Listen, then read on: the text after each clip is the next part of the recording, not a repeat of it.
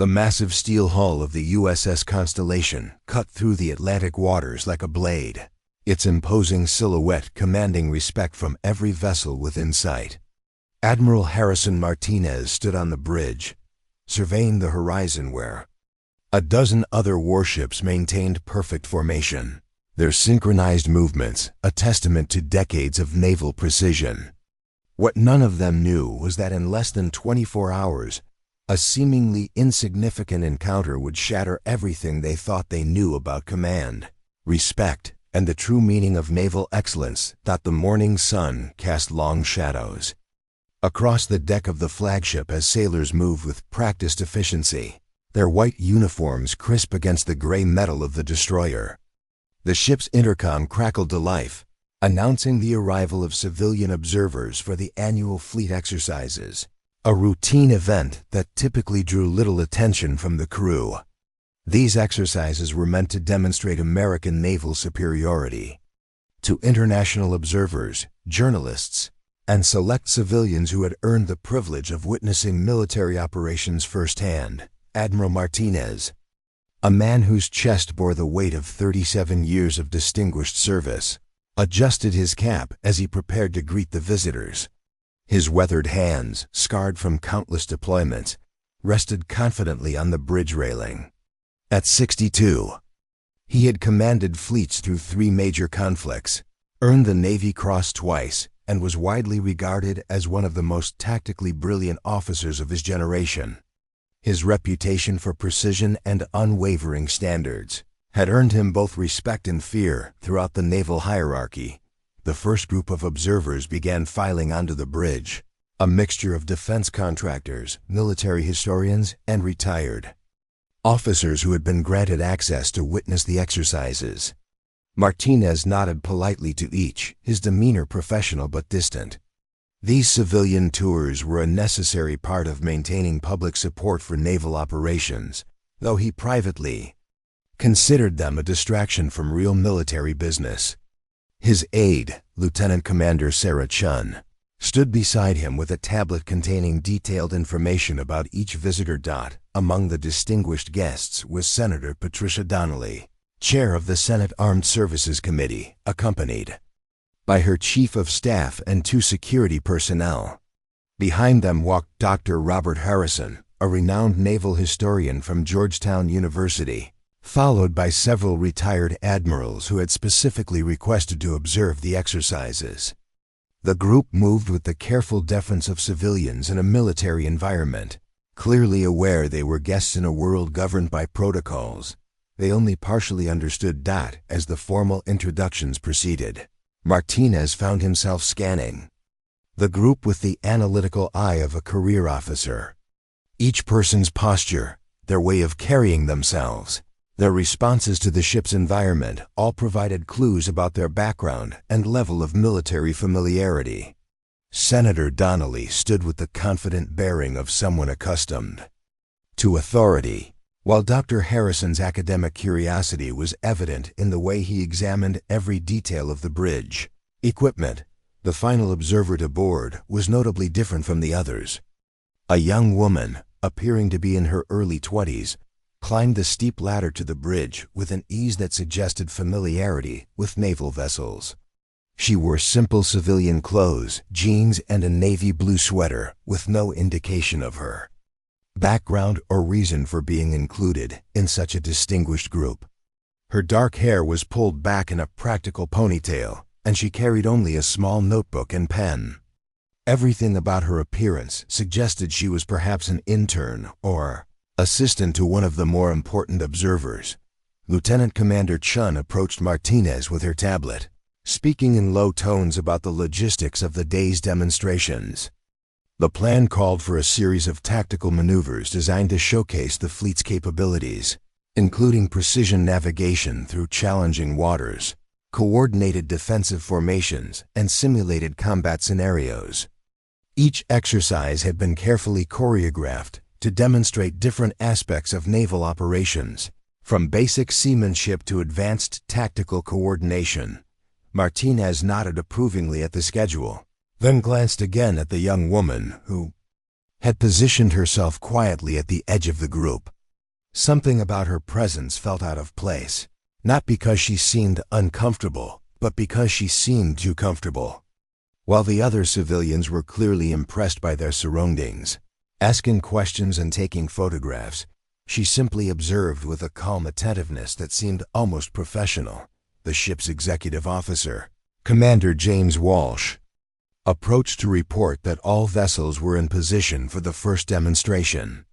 The fleet had arranged itself in a complex formation that would test the crew's ability to maintain precise distances and headings while executing simultaneous turns. It was a relatively basic exercise, but one that never failed to impress civilian observers with its display of coordination and SEAM against HIP. As the demonstration began, Martinez provided commentary for the observers, explaining the challenges of coordinating multiple vessels in close formation. His voice carried the authority of someone who had executed such maneuvers countless times under both training and combat conditions.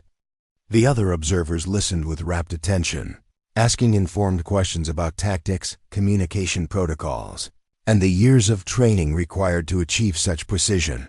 The young woman remained silent throughout the explanation, but Martinez noticed that her eyes weren't following the spectacle of the coordinated fleet movements. Instead, she was studying the bridge instruments, the navigation displays, and the communication equipment with a focus that seemed oddly intense for someone who appeared to be just along for the ride.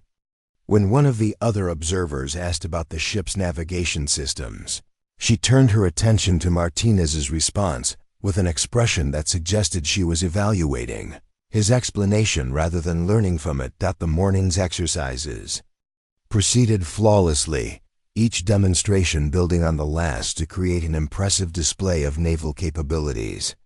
The fleet executed complex maneuvers with clockwork precision, their movements coordinated through a sophisticated network of communications and radar systems. Martinez felt a familiar pride as he watched his commands translated into action across multiple vessels, each crew responding with the discipline and skill that defined the modern Navy. During a brief break between demonstrations, Senator Donnelly approached Martinez with compliments about the impressive display. Her praise was genuine, but Martinez could sense the political calculation behind it, the way she was already thinking about how to frame what she had witnessed for future budget discussions. Dr. Harrison, meanwhile, was engaged in an animated discussion with one of the retired admirals about the evolution of naval tactics since World War II. The young woman continued to observe quietly, occasionally making notes in her small notebook. Martinez found himself increasingly curious about her presence in the group.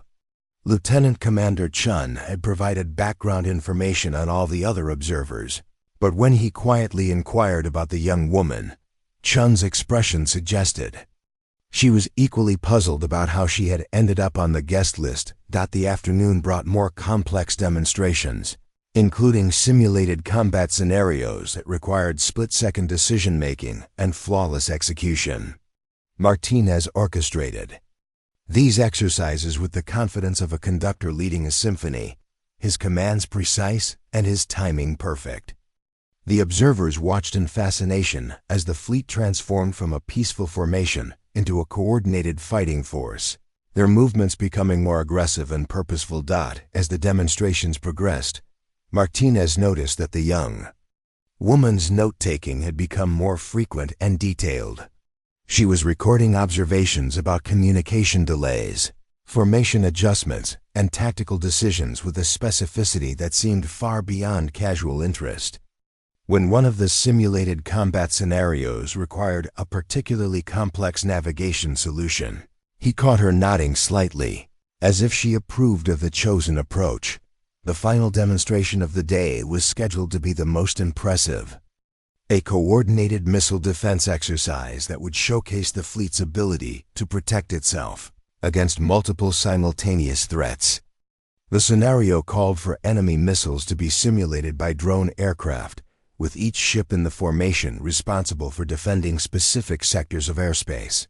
It was a complex operation that required perfect timing and coordination between multiple vessels and their weapon systems. As the exercise began, Martinez positioned himself at the center of the bridge, coordinating the fleet's response through a series of rapid commands. The simulated threats appeared on radar screens throughout the bridge, their approach vectors calculated and displayed in real time. Each ship's weapon systems tracked their assigned targets, waiting for the precise moment to engage. The tension on the bridge was palpable as everyone focused on the coordinated defense. The young woman had moved closer to the navigation station, her attention fixed on the displays showing the positions and movements of all vessels in the formation. Martinez noticed that she was following the tactical situation with an understanding that seemed to go far beyond what any casual observer should possess. Her eyes tracked the same information that he was using to make his command decisions, and her expression suggested she was anticipating his orders before he gave them. The exercise concluded successfully, with all simulated threats neutralized, and the fleet maintaining perfect formation throughout the engagement. The observers applauded enthusiastically, clearly impressed by the precision and coordination they had witnessed. Senator Donnelly was already making notes about the budget implications of maintaining such a high level of readiness, while Dr. Harrison was asking detailed questions about the historical development of fleet defense tactics. As the day's formal demonstrations concluded, Martinez found himself reflecting on the impressive performance of his fleet. Every exercise had been executed flawlessly, demonstrating the years of training and discipline that made the U.S. Navy the most formidable maritime force in the world. The observers had witnessed something truly remarkable, a display of military precision that few civilians ever had the opportunity to see. The young woman was packing her notebook away when Martinez finally decided to approach her directly. Something about her presence continued to puzzle him, and his curiosity had been building throughout the day. As a career officer, he had developed an instinct for reading people, and everything about her suggested there was more to her story than her appearance indicated. The sun was beginning to set over the Atlantic, casting the fleet in golden light. As the ships maintained their formation, tomorrow would bring even more complex exercises, including navigation challenges that would test the limits of seamanship and tactical coordination. Martinez looked forward to demonstrating even more impressive capabilities to his distinguished guests, confident that his fleet would continue to perform at the highest levels of excellence. The stage was set for what would become one of the most memorable and humbling experiences of Admiral Martinez's long and distinguished career. Though he had no way of knowing that the quiet young woman with the notebook would soon challenge everything he thought he knew about naval command and the true meaning of respect at sea. The evening briefing took place in the Admiral's private conference room, a space lined with maritime charts and portraits of legendary naval commanders. Admiral Martinez sat at the head of the polished oak table, reviewing the day's performance metrics with his senior staff. The room hummed with quiet conversation as officers discussed minor adjustments needed for tomorrow's more challenging exercises. Lieutenant Commander Chun distributed updated weather reports and intelligence briefings, while Commander Walsh outlined the logistics for the increasingly complex demonstrations planned for the following day. The young woman from the observation group had been invited to join the evening meal in the officers' mess, a courtesy extended to all civilian guests. She sat quietly at a corner table, her notebook closed beside her plate, listening to the conversations flowing around her. The other observers were animated in their discussions, sharing impressions of the day's demonstrations and asking questions about naval life. Senator Donnelly was holding court at the central table, discussing budget allocations with retired Admiral Thompson, while Dr. Harrison engaged a group of junior officers in a spirited debate about historical naval tactics. Ensign Rebecca Martinez, the Admiral's niece and newest addition to the ship's crew, found herself seated across from the mysterious observer. The young woman had introduced herself simply as Sam when asked, offering no last name or explanation of her background.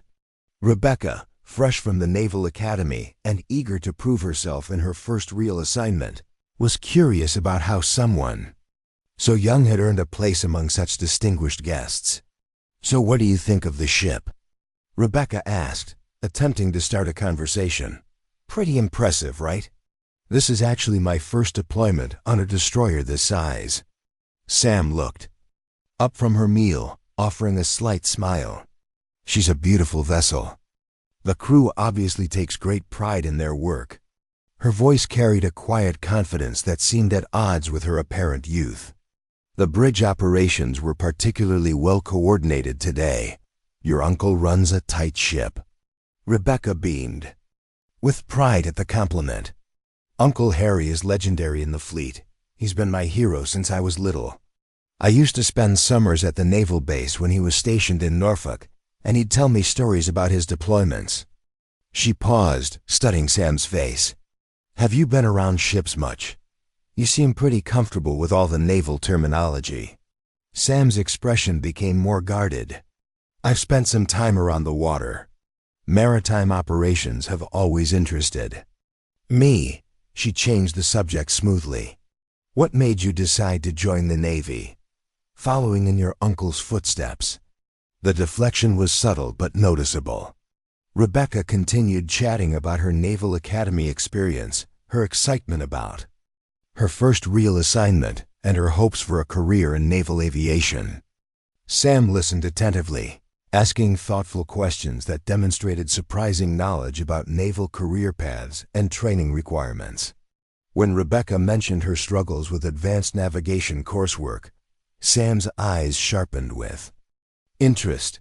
"Navigation was always challenging for me at the academy," Rebecca admitted. "All those calculations, celestial positioning, electronic systems integration. Sometimes I wonder if I'm really cut out for this." She gestured around the mess hall. "Everyone else seems so confident, so sure of themselves." Sam leaned forward slightly. "Navigation is like learning a language. The more you practice, the more intuitive it becomes. The key is understanding that every instrument tells part of a story, and your job is to read that story correctly." Her explanation was precise and detailed, covering concepts that typically took years of experience to fully grasp. The GPS gives you position, but radar gives you context. Sonar tells you what's below, while weather sensors predict what's coming. When you learn to synthesize all that information simultaneously, navigation becomes second nature. Rebecca stared at her, impressed by the depth of understanding behind the explanation. "That's exactly what my instructors used to say, but you explain it so much more clearly. Did you study navigation somewhere?" Before Sam could answer, the conversation was interrupted by the arrival of Admiral Martinez himself.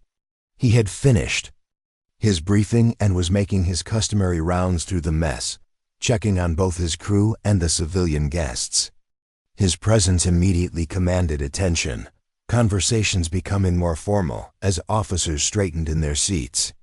"Ensign Martinez," the Admiral said, approaching their table. "I trust you're taking good care of our guests?" "Yes, sir," Rebecca replied, standing at attention. "We were just discussing navigation techniques." Admiral Martinez turned his attention to Sam, who had remained seated but met his gaze directly. "I don't believe we were properly introduced earlier. I'm Admiral Martinez, commanding officer of this vessel and this task force."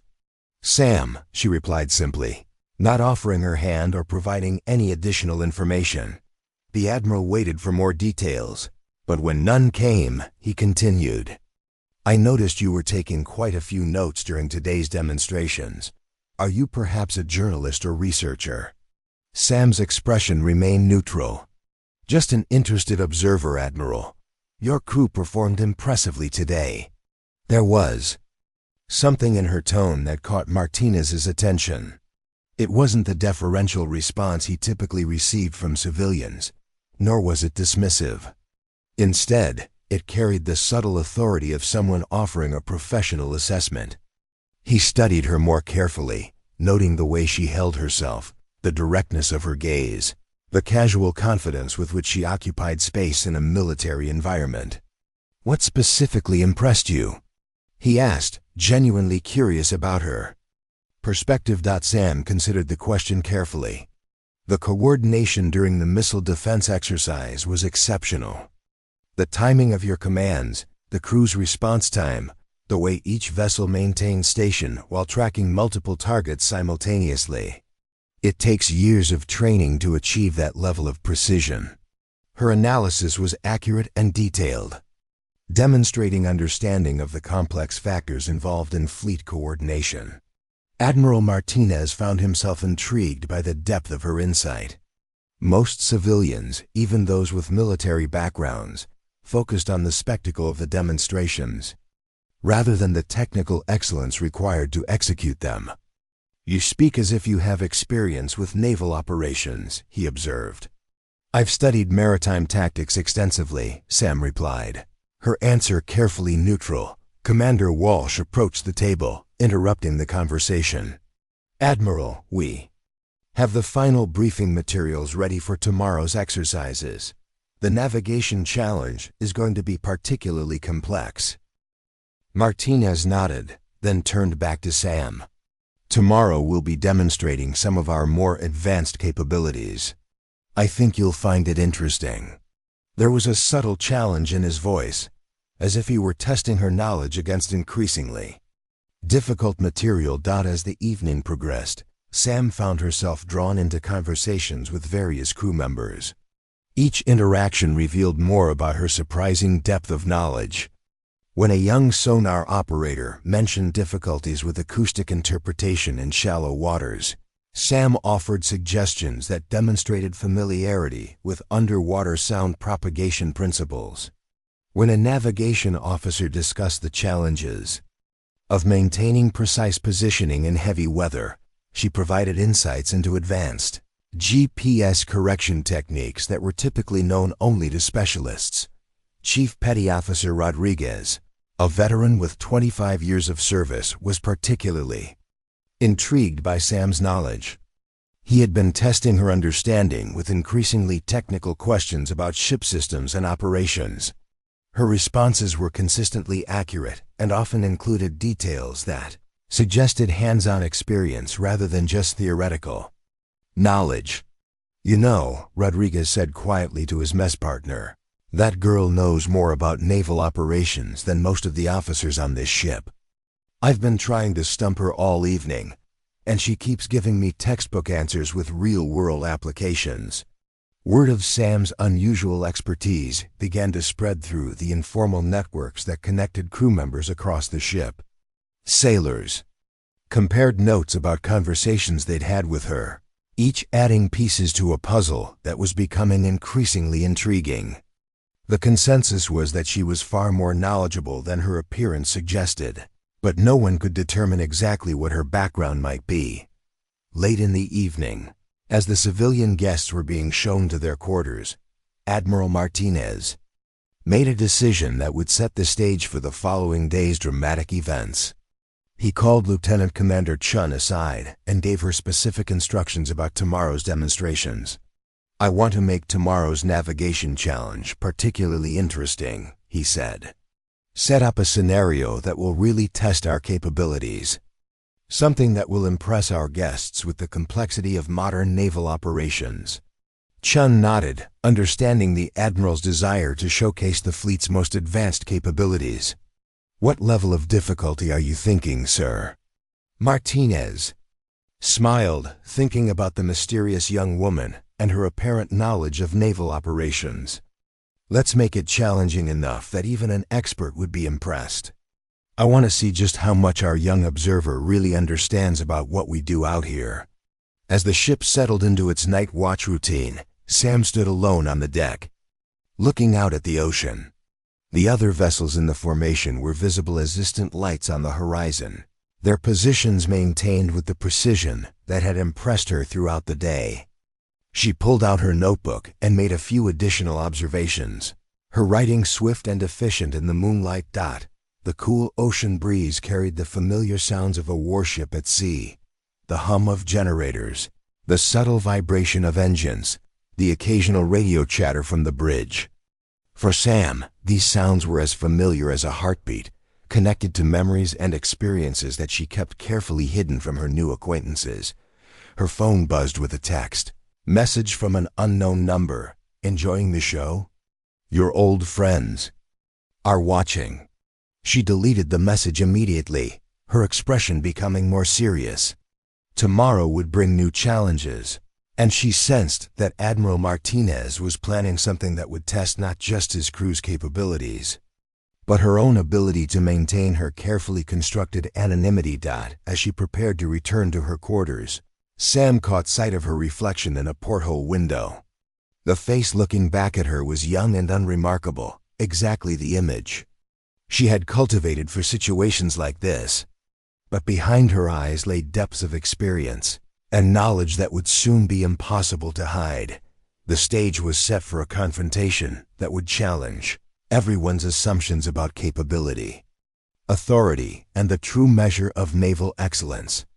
Admiral Martinez had no idea that his desire to impress his mysterious observer would lead to the most humbling experience of his distinguished career. The morning alarm sounded at 500 hours, echoing through the steel corridors of the USS Constellation. As the crew began their daily routine, Sam was already awake, standing at the small porthole in her guest quarters, watching the pre-dawn light paint the ocean in shades of gray and silver.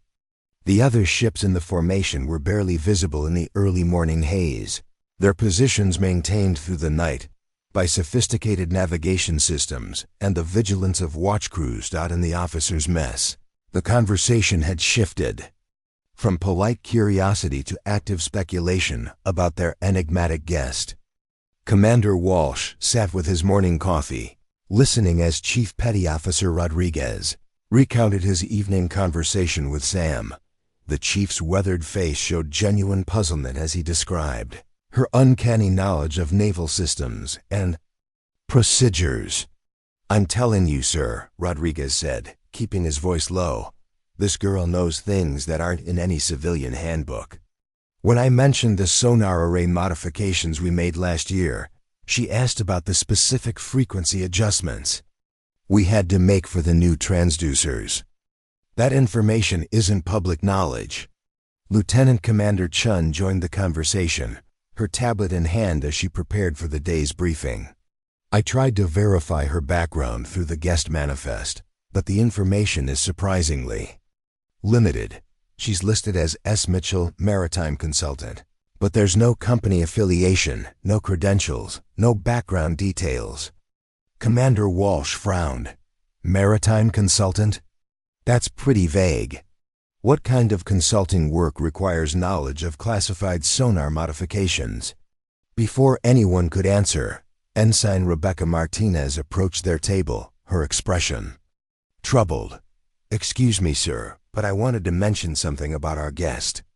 Last night she was helping me understand some navigation concepts, and the way she explained celestial positioning was identical to what they teach at the Naval War College. Word for word, including the advanced techniques they only cover in the senior officer courses."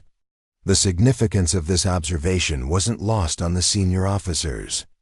The Naval War College curriculum was highly specialized, designed for experienced officers seeking advanced tactical training. For a civilian to possess such detailed knowledge suggested either extensive research or direct experience with military education at the highest levels. Dr. Harrison, the naval historian, had been quietly observing the crew's growing interest in Sam. As an academic who had spent decades studying naval culture, he recognized the signs of military personnel encountering someone who didn't fit their established categories. During breakfast, he approached Sam directly, his scholarly curiosity overcoming social conventions. "Miss Mitchell," he said, settling into the chair across from her, "I couldn't help but notice your evident familiarity with naval operations. Are you perhaps working on a research project of some kind?" Sam looked up from her breakfast, her expression carefully neutral. "I have a general interest in maritime affairs, Dr. Harrison. Your reputation as a naval historian is well known. I've read several of your books on fleet tactics during the Cold War." Harrison was pleased by the recognition but pressed forward with his inquiry. "Your questions yesterday suggested more than general interest. The way you discussed communication protocols and tactical coordination indicated specialized knowledge. Have you perhaps served in the Navy yourself?" The question hung in the air between them. Sam's pause was almost imperceptible, but Harrison caught it. "I've spent time studying naval operations from various perspectives," she said finally. "There's always more to learn about maritime strategy and tactics." Her answer was diplomatically evasive, neither confirming nor denying military experience. Harrison made a mental note to observe her more carefully during the day's demonstrations. As a historian, he had interviewed hundreds of naval officers over the years, and Sam's mannerisms and speech patterns were triggering his instincts about military personnel attempting to blend into civilian environments. Admiral Martinez arrived at the officers' mess earlier than usual, his presence commanding immediate attention from everyone present. He had spent the early morning hours reviewing the day's exercise plans, personally ensuring that the navigation challenge would be complex enough to thoroughly test his crew's capabilities. The scenarios he had approved were designed to push the limits of both technology and seamanship. "Good morning, Admiral," Lieutenant Commander Chun said, approaching with her briefing materials. "The weather conditions are perfect for today's demonstrations. Light winds, excellent visibility, and calm seas. The navigation challenge is prepared according to your specifications." Martinez nodded approvingly. "Excellent. I want our guests to see what this fleet can really accomplish when pushed to its limits." His eyes found Sam across the mess hall, and he made a decision that would set the day's events in motion. "Chun, I want to make a small addition to today's program. Let's include our guests in the navigation challenge. Give them a chance to see if they can match our crew's expertise." Chun looked surprised. "Sir, the navigation challenge is quite complex. It requires detailed knowledge of maritime charts, weather patterns, and tactical considerations. Are you sure civilian observers should be involved?" "Consider it an educational opportunity," Martinez replied, his tone carrying the authority of a command decision. "Let's see how much our maritime consultant really knows about navigation." Word of the Admiral's decision spread quickly through the ship's informal communication network. Sailors exchanged glances and whispered conversations as they went about their duties, all aware that something unusual was developing.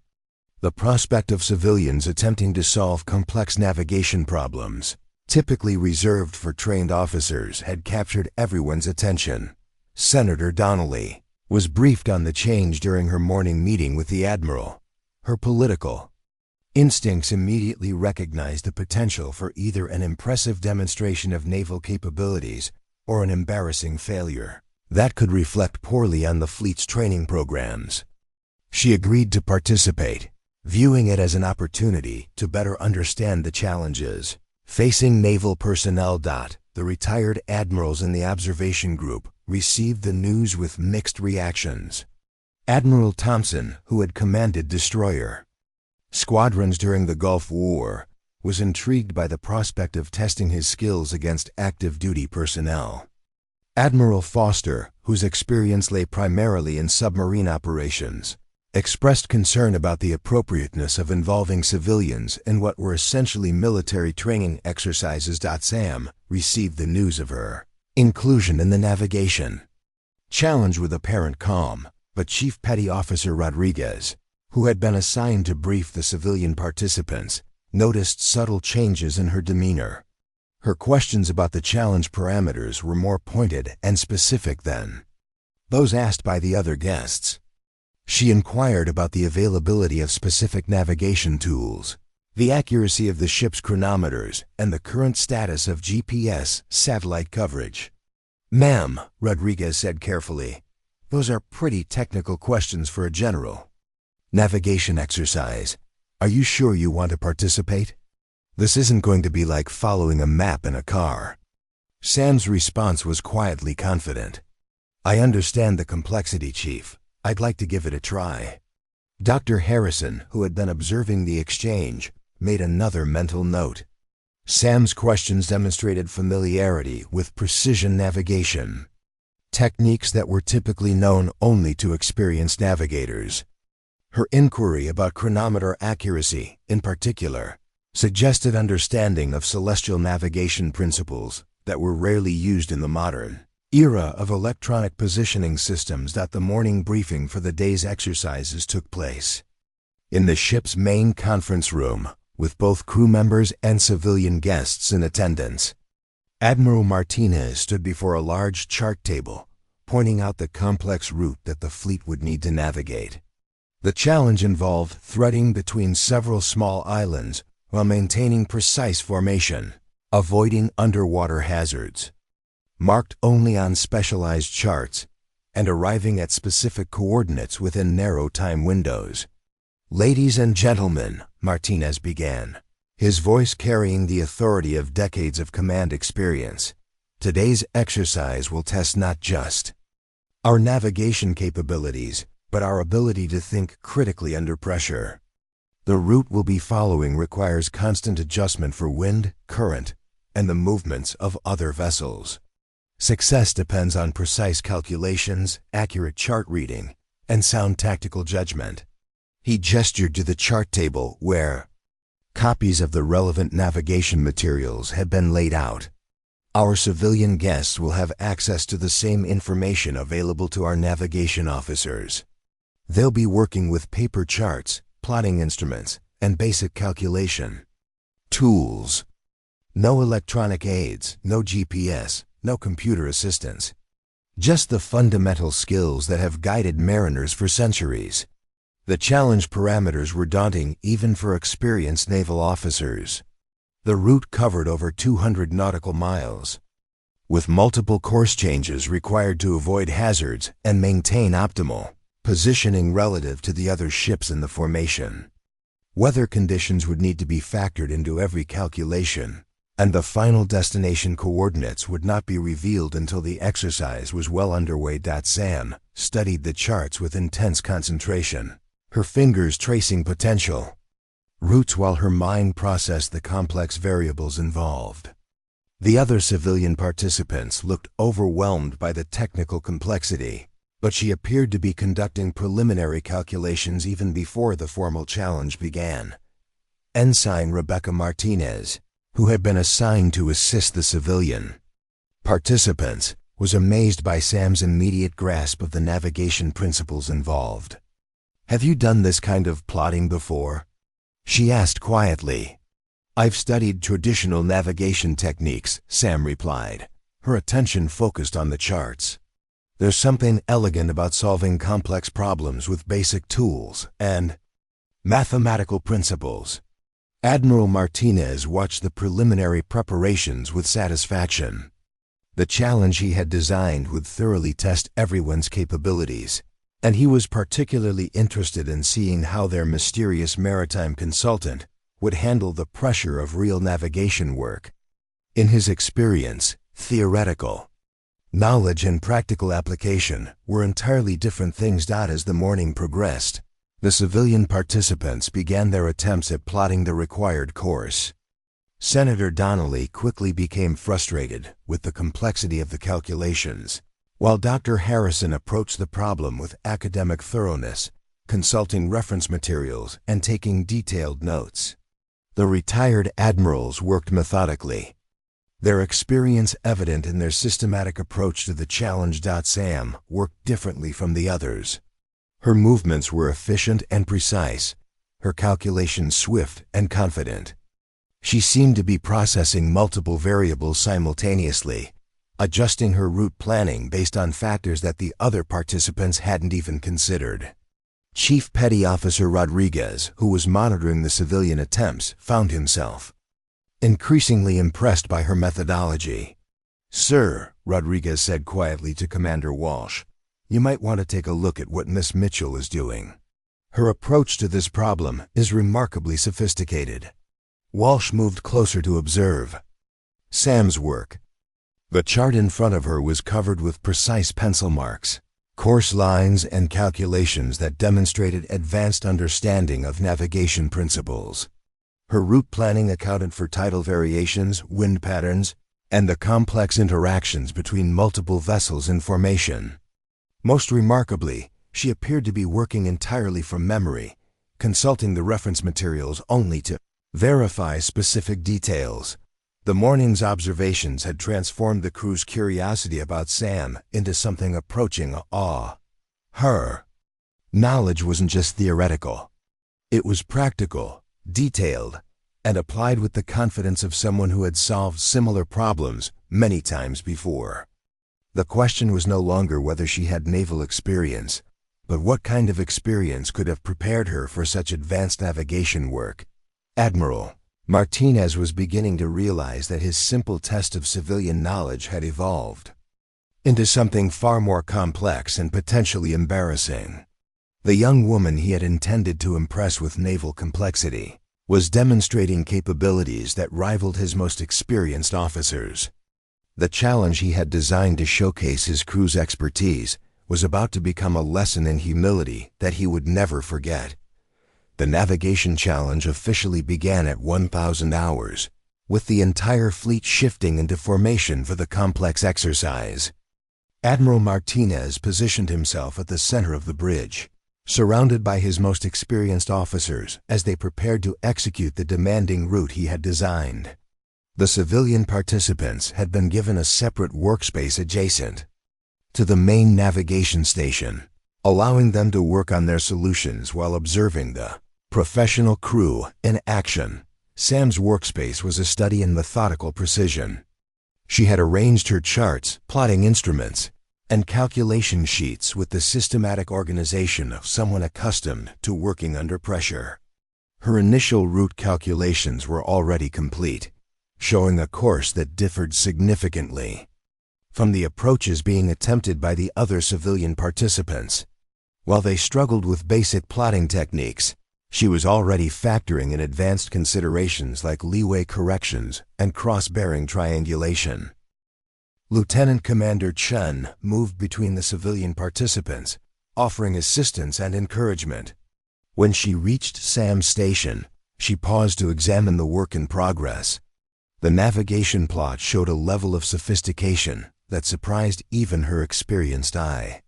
Sam had calculated multiple contingency routes, each accounting for different weather scenarios and potential hazards. Her work included details that weren't even specified in the challenge parameters. "This is remarkable," Chun said quietly, studying the precise pencil marks on the chart. "You've accounted for variables that most navigators wouldn't even consider. Where did you learn to plot courses with this level of detail?" Sam looked up from her calculations, her expression carefully neutral. "I've always been interested in the mathematical aspects of navigation. It's really just applied geometry and physics when you break it down to the fundamentals." Chun nodded, but her expression suggested she wasn't entirely convinced by the explanation. The work spread across Sam's table demonstrated not just theoretical understanding, but the kind of practical experience that typically took years to develop.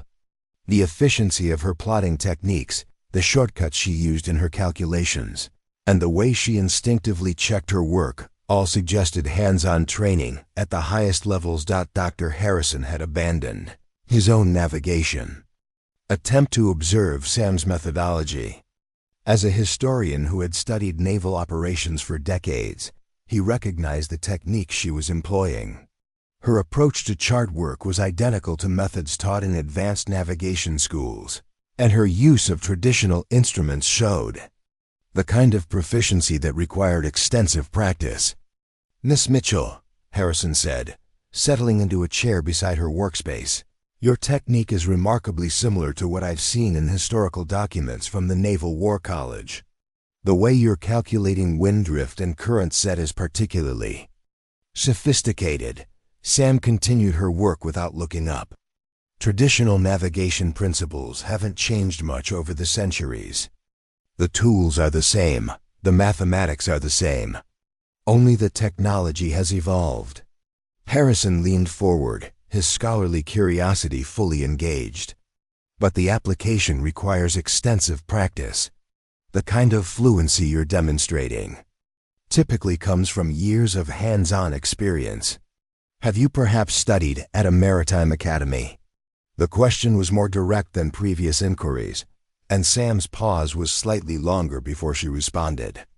I've had opportunities to study navigation from various sources. Books, courses, practical experience when possible. Her answer was carefully constructed to avoid specifics while not being technically dishonest. Harrison noted the diplomatic phrasing, recognizing the kind of response that politicians and military officers used when discussing classified or sensitive topics. His instincts as a researcher were telling him that Sam was protecting information she didn't want to reveal.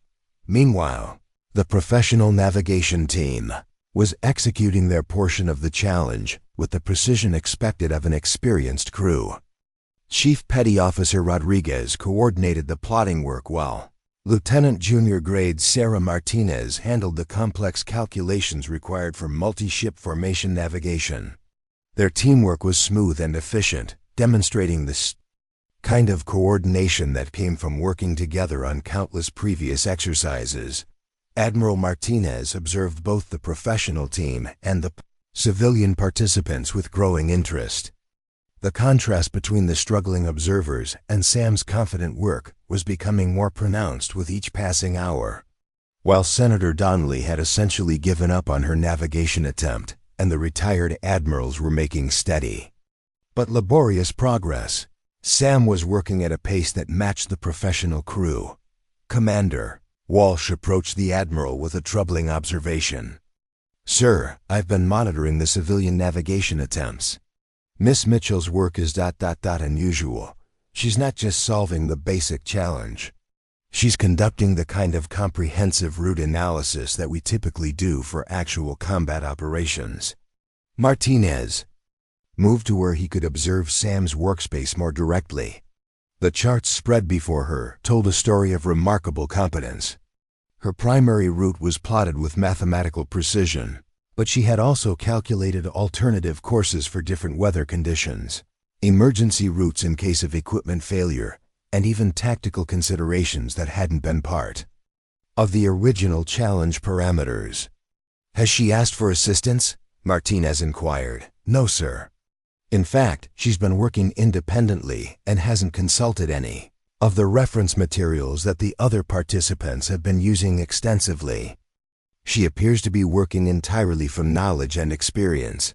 This information was troubling for several reasons. The navigation challenge had been designed to test the limits of professional competence, yet Sam was approaching it with apparent ease. More concerning was the depth of her knowledge, which suggested training and experience that extended far beyond what any civilian consultant should possess.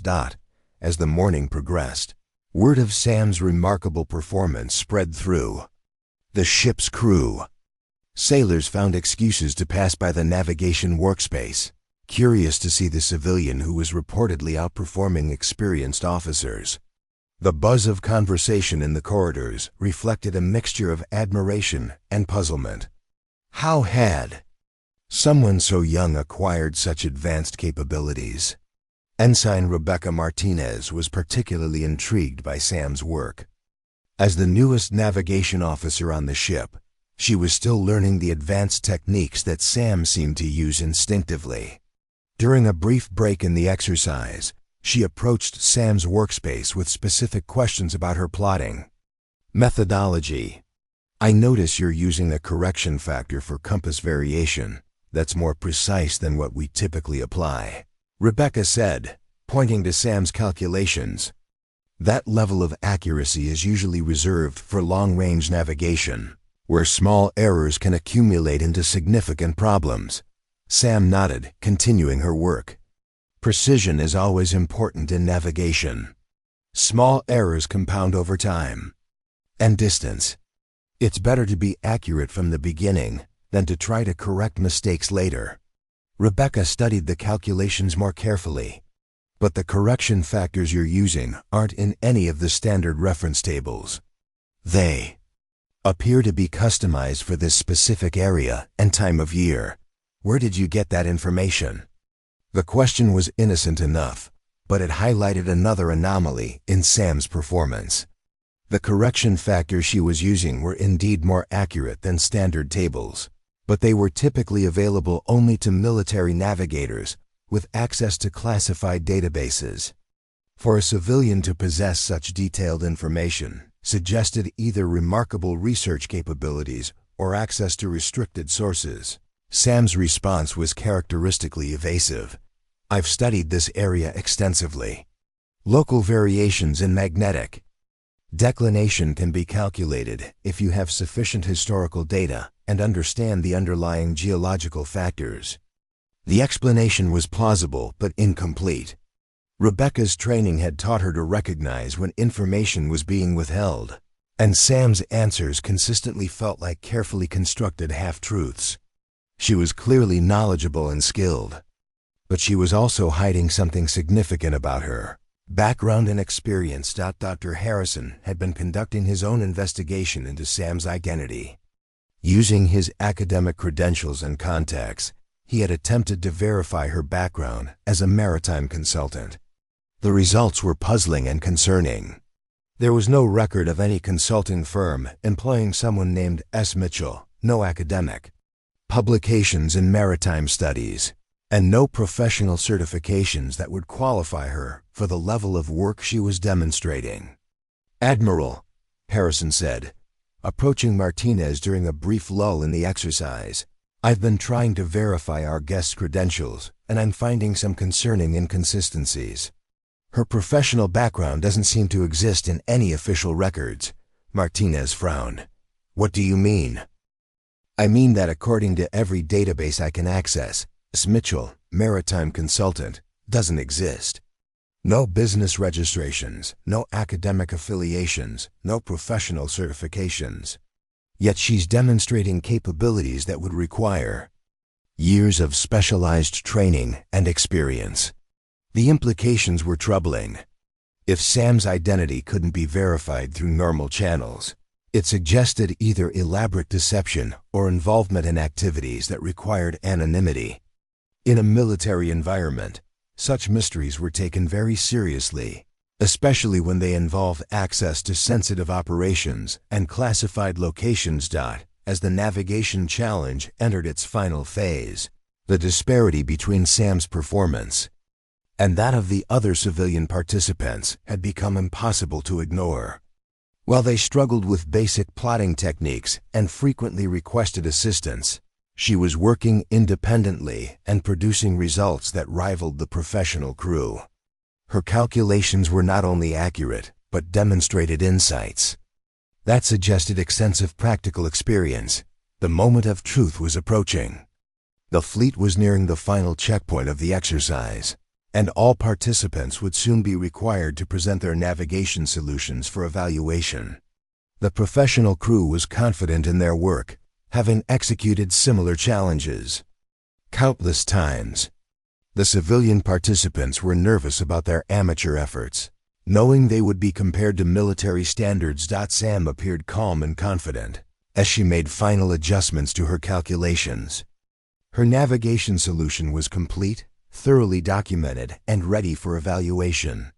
But more than that, her work demonstrated a level of competence that would soon force everyone to confront the reality that she was far more than she appeared to be.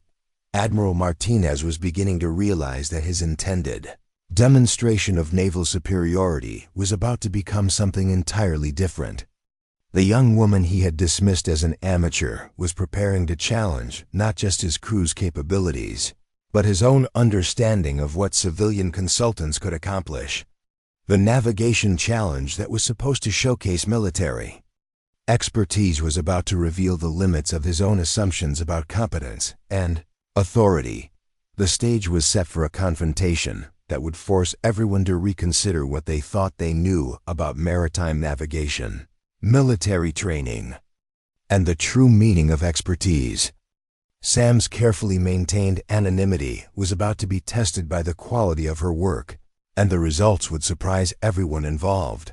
The afternoon sun blazed overhead as the USS Constellation approached the final checkpoint of the navigation challenge. Admiral Martinez stood at the center of the bridge, watching his fleet maintain perfect formation despite the increasingly complex course requirements. The exercise had proceeded flawlessly, with each vessel executing precise maneuvers that demonstrated the highest levels of seamanship and coordination. However, his attention was divided between the professional execution of his crew and the troubling questions surrounding their mysterious civilian guest. The navigation challenge evaluation was scheduled to begin at 1400 hours, with each participant presenting their calculated solutions to a panel of senior officers. Admiral Martinez had originally conceived this as a lighthearted demonstration of the complexity involved in naval operations, expecting the civilian participants to struggle with basic concepts while his crew showcased their expertise. The reality had proven far more complicated and potentially embarrassing. Lieutenant Commander Chun approached the Admiral with the preliminary results from the civilian navigation attempts. Her expression was troubled as she handed him the evaluation. Summary: Sir, we have a significant anomaly in the civilian results. Most of the participants produced work that reflects their amateur status, but one solution is exceptional. Martinez studied the report, his concern growing with each detail. Sam's navigation solution wasn't just correct. It was superior to the professional crew's work in several key areas. Her route calculations included optimizations that the experienced officers had missed. Her hazard avoidance strategies were more sophisticated than standard procedures, and her time estimates proved to be more accurate than those produced by the ship's navigation computer. How is this possible? Martinez asked, his voice reflecting both curiosity and concern. Our navigation team has decades of combined experience. They're using the most advanced training and equipment available. How does a civilian consultant outperform them? Chun's response was carefully measured. Sir, Miss Mitchell's work demonstrates familiarity with navigation techniques that are taught only in advanced military schools. Her approach to the challenge wasn't that of someone learning naval navigation for the first time. She worked like someone who had solved similar problems many times before. The implications were troubling for several reasons. If Sam possessed advanced military training, her presence on the ship under false pretenses raised serious security concerns. If she had acquired such knowledge through other means, it suggested capabilities that extended far beyond what any civilian consultant should possess. Either way, her true identity and background had become matters of urgent importance. Commander Walsh joined the conversation, carrying additional information that deepened the mystery. Admiral, I've been reviewing the security protocols for civilian guests. Miss Mitchell's background check was expedited through channels that aren't typically used for routine visitors. Someone with significant authority wanted her aboard this ship. Martinez felt a chill of recognition. In his experience, expedited security clearances were granted only under exceptional circumstances, usually involving classified operations or personnel with sensitive backgrounds.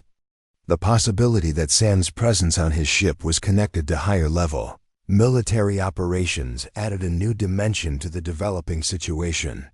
The evaluation session began in the ship's main conference room, with all civilian participants presenting their navigation solutions to the assembled panel of officers.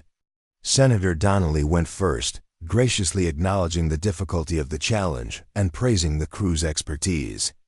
Her amateur attempt at navigation had produced predictably basic results, but her political instincts allowed her to frame the experience as educational rather than embarrassing. Dr. Harrison presented his work with academic thoroughness, explaining his methodology and acknowledging the limitations of his theoretical approach. His solution was competent, but reflected the perspective of someone who understood navigation principles without extensive practical experience. The retired admirals followed with presentations that demonstrated their professional background. While acknowledging the challenges of working without modern electronic aids, when Sam's turn arrived, the atmosphere in the room shifted perceptibly. Her navigation solution was presented with quiet confidence, her explanations precise and professional. She had calculated not just the primary route but multiple alternatives, each optimized for different scenarios and contingencies. Her hazard analysis was comprehensive. Her time estimates proved remarkably accurate, and her overall approach demonstrated mastery of navigation principles that impressed even the most experienced officers present. Admiral Martinez found himself in the uncomfortable position of publicly acknowledging that a civilian guest had outperformed his professional crew. "Miss Mitchell," he said, his voice carefully controlled, "your navigation solution is impressive. Your methodology suggests extensive training and experience. Where exactly did you acquire these capabilities?" Sam's response was characteristically evasive. "I've studied navigation extensively, Admiral. The principles are fundamentally mathematical, and mathematics doesn't distinguish between civilian and military applications." The explanation was technically accurate but unsatisfying. Mathematics might not distinguish between applications, but the specific techniques Sam had employed were taught only in military institutions.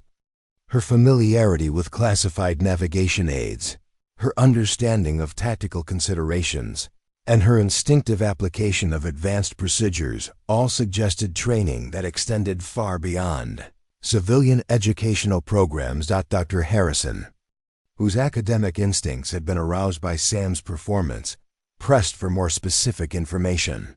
"Miss Mitchell, your use of traditional navigation instruments demonstrates remarkable proficiency. The efficiency of your plotting techniques suggests extensive hands-on practice. Have you perhaps served in a maritime capacity professionally?" The question was direct and public, making evasion more difficult. Sam's pause was brief but noticeable. Before she responded, "I've had opportunities to apply navigation principles in various contexts. Experience comes from practice, regardless of the specific environment."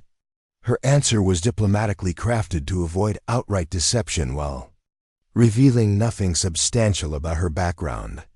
However, the assembled officers were experienced enough to recognize the kind of careful non-disclosure that typically accompanied classified or sensitive information. Sam's consistent evasiveness was becoming more significant than any specific answer she might have provided. Commander Walsh decided to test Sam's knowledge more directly. "Miss Mitchell, your hazard analysis included considerations that aren't typically part of civilian navigation training. Your assessment of acoustic conditions, for example, suggests familiarity with sonar operations. How did you acquire that specialized knowledge?" Sam's response was swift and confident. "Acoustic conditions affect all maritime operations, not just sonar. Understanding how water temperature, salinity, and depth layers influence sound propagation is useful for any serious student of ocean navigation." The explanation was accurate but incomplete. While acoustic conditions did affect various maritime operations, Sam's specific analysis techniques were typically taught only to sonar operators and submarine navigation specialists. Her casual familiarity with such specialized knowledge suggested training that extended into areas that were definitely not part of civilian education. The evaluation session was interrupted by an urgent communication from the ship's radio room. A distress signal had been received from a merchant vessel approximately 50 nautical miles from the fleet's current position. The ship was reporting engine failure and requesting immediate assistance, with weather conditions deteriorating rapidly in their area. Admiral Martinez was faced with a command decision that would test not just his crew's capabilities, but their ability to respond to a real emergency, while maintaining the complex formation required for the ongoing exercises. The distress call had transformed the day's demonstrations from routine training into an actual rescue operation. "All stations, this is Admiral Martinez," he announced over the ship's communication system. "We have received a distress call from the merchant vessel Atlantic Trader. She is reporting engine failure and requesting immediate assistance. We will be altering course to provide aid while maintaining fleet integrity." The bridge erupted into controlled activity as the crew shifted from exercise mode to emergency response. Navigation officers began calculating the optimal course to the distressed vessel. Communications specialists established contact with Coast Guard coordination centers, and department heads prepared their crews for potential rescue operations. Sam watched the emergency response with intense interest, her observations becoming more focused and analytical. The way the crew coordinated their response, the efficiency of their communication protocols, and the speed with which they adapted to changing circumstances all reflected the kind of training and experience that she understood intimately. Her notebook filled with detailed observations as she documented the professional execution of emergency procedures. Dr. Harrison, who had been observing Sam throughout the day, noticed that her reaction to the emergency was markedly different from the other civilian guests. While they appeared concerned but passive, Sam was actively analyzing the situation and taking notes with the focus of someone conducting a professional evaluation. Her questions to nearby crew members demonstrated understanding of rescue procedures that extended beyond casual knowledge. "Miss Mitchell," Harrison said quietly, "you seem remarkably familiar with emergency response protocols. Your questions suggest understanding of procedures that would typically be known only to experienced maritime professionals." Sam's attention remained focused on the crew's activities. Emergency situations reveal the true capabilities of any organization. The way people respond under pressure says more about their training and competence than any routine demonstration. Her observation was insightful but didn't address Harrison's underlying question about her familiarity with maritime emergency procedures. The academic in him was becoming increasingly convinced that Sam's background included extensive professional experience that she was deliberately concealing. The question was whether that experience was relevant to the current situation. As the fleet altered course toward the distressed vessel, Admiral Martinez found himself facing a complex tactical situation. The rescue operation would require precise coordination between multiple ships, careful management of weather conditions, and potentially dangerous close-quarters maneuvering in deteriorating seas. It was exactly the kind of situation that would test every aspect of his crew's training and experience. The emergency had also created an opportunity to observe Sam's reactions under genuine pressure. Her behavior during the navigation challenge had raised questions about her background and capabilities.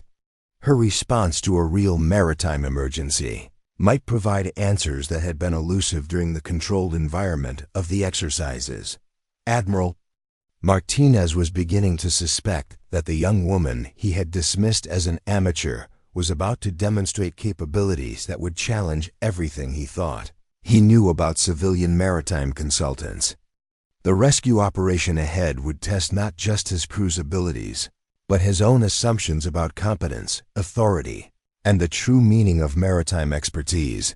The stage was set for a confrontation between appearance and reality that would force everyone to reconsider their judgments about capability and credentials. Sam's carefully maintained anonymity was about to be tested by the demands of a real emergency, and the results would surprise everyone involved. The emergency response aboard the USS Constellation transformed the ship's atmosphere from routine training to urgent action. Admiral Martinez coordinated the rescue operation from the bridge, his commands sharp and decisive as he directed the fleet toward the distressed merchant vessel. The Atlantic Trader situation was deteriorating rapidly, with engine failure leaving her adrift in increasingly rough seas. Weather reports indicated that a storm system was moving into the area, making the rescue operation both urgent and dangerous. Sam positioned herself at the edge of the bridge, her notebook forgotten. As she observed the professional emergency response unfolding around her, the crew's transformation from training mode to operational readiness was immediate and impressive. Communication specialists maintained constant contact with the distressed vessel. Navigation officers calculated optimal approach routes, and department heads prepared their teams for potential rescue operations. The efficiency and coordination she witnessed reflected years of training and experience. Lieutenant Commander Chun approached Admiral Martinez with updated weather information and tactical assessments. "Sir, the Atlantic trader is drifting towards shallow waters near the Bermuda Banks. If we don't reach her within the next 4 hours, she'll be in serious danger of running aground. The storm system is moving faster than initially predicted."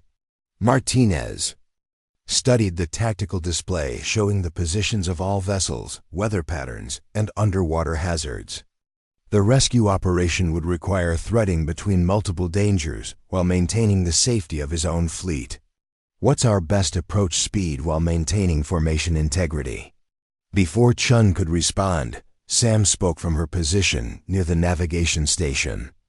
"Admiral, if I may suggest, the most efficient approach would be to break formation and send your fastest vessels ahead, while the main force follows a safer but slower route. The destroyer escorts could reach the Atlantic trader 2 hours ahead of the main fleet." The suggestion was tactically sound and demonstrated understanding of fleet operations that surprised everyone present. Admiral Martinez turned to study Sam more carefully. "Miss Mitchell, that's a reasonable tactical assessment. However, breaking formation during emergency operations presents its own risks. How would you coordinate the rescue efforts between separated elements?" Sam's response was immediate and detailed. The advance elements could establish a protective screen around the distressed vessel while conducting preliminary rescue operations. The main fleet could approach from the southwest, using the larger ships to provide shelter from the storm's prevailing winds. Coordination would be maintained through standard tactical communication protocols. Her explanation included specific operational details that demonstrated familiarity with naval tactical procedures. Commander Walsh exchanged glances with other senior officers, all recognizing that Sam's knowledge extended far beyond what any civilian consultant should possess. The precision of her terminology and the confidence of her tactical thinking suggested extensive military training. Dr. Harrison, who had been observing the exchange with growing fascination, decided to test Sam's knowledge more directly. "Miss Mitchell, your tactical suggestions are quite sophisticated. The coordination protocols you mentioned are typically taught only in advanced naval war colleges. Where did you study fleet tactics?" Sam's response was characteristically evasive. "Tactical principles are logical extensions of basic navigation and seamanship. Understanding how multiple vessels can work together effectively is fundamental to maritime operations." The explanation was true but incomplete. While tactical principles might be logical extensions of basic seamanship, the specific procedures Sam had referenced were classified military doctrines. Her casual familiarity with such material suggested training that extended into areas that were definitely not part of civilian education programs. The rescue operation proceeded with Admiral Martinez implementing a modified version of Sam's tactical suggestion. The fleet's fastest vessels moved ahead to establish contact with the Atlantic trader, while the main force followed a more cautious route that would bring them to the scene as weather conditions deteriorated. The coordination required split-second timing and flawless communication between multiple vessels, operating in challenging conditions. Sam continued to observe the operation with intense focus, her attention shifting between the tactical displays, communication protocols, and the crew's execution of complex maneuvers.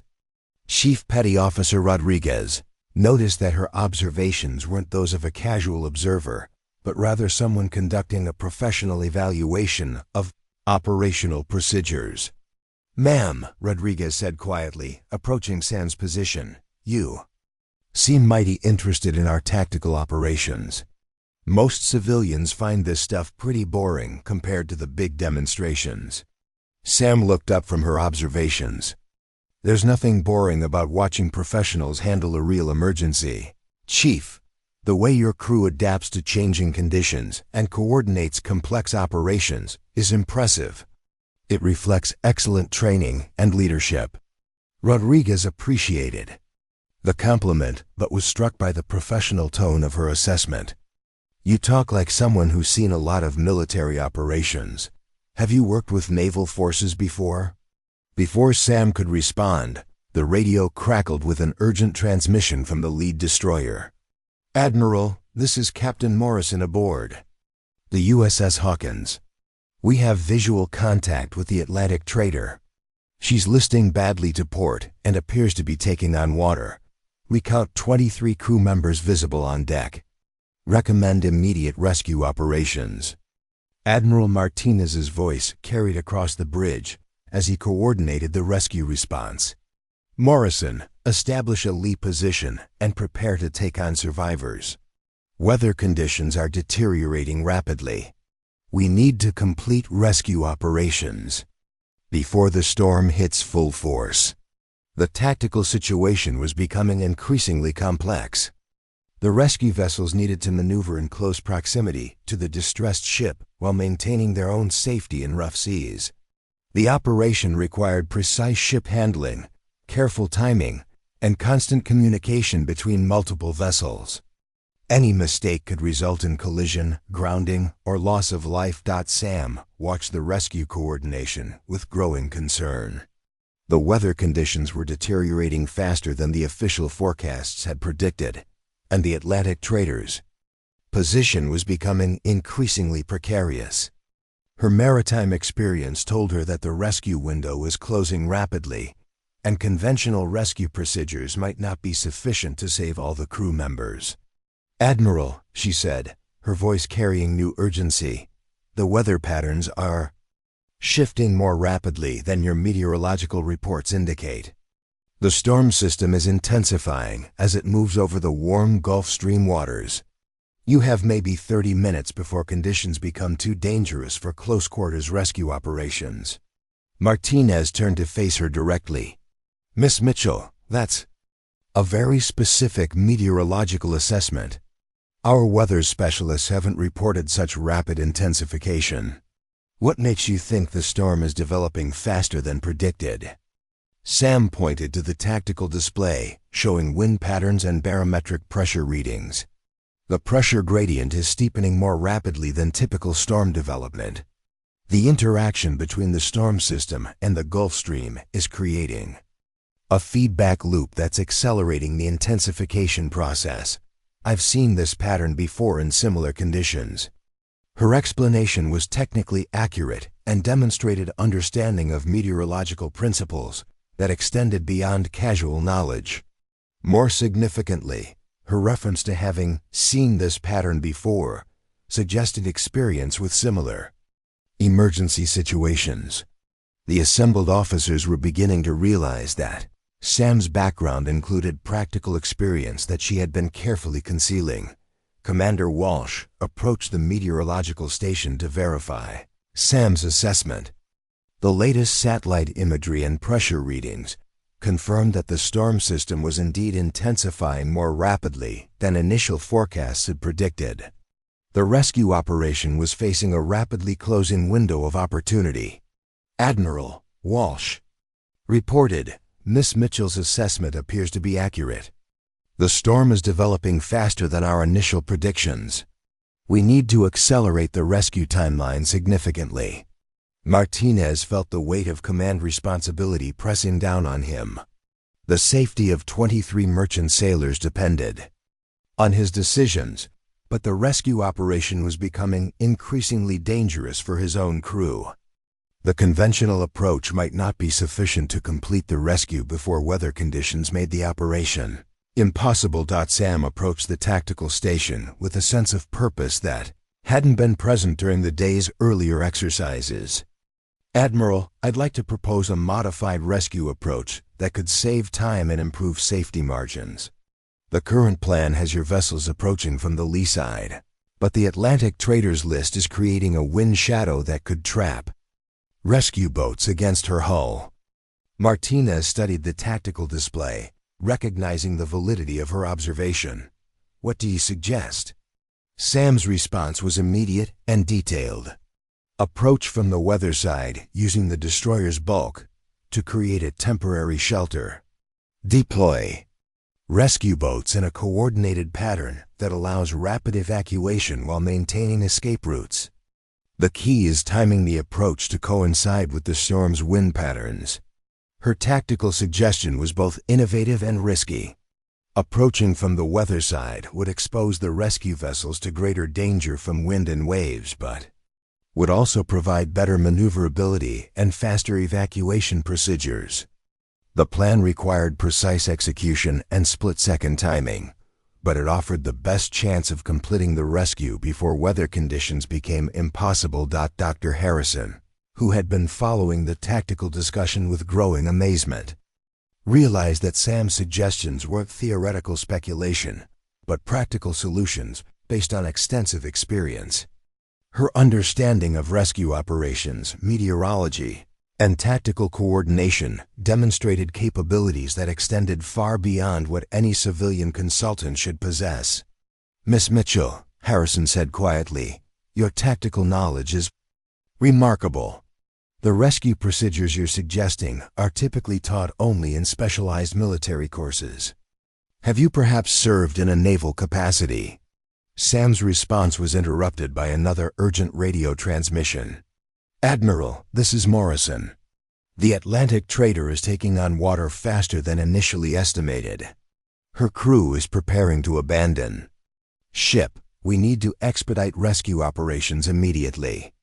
The emergency had reached a critical point. Conventional rescue procedures were no longer sufficient to save all 23 crew members before the ship sank or weather conditions made rescue impossible.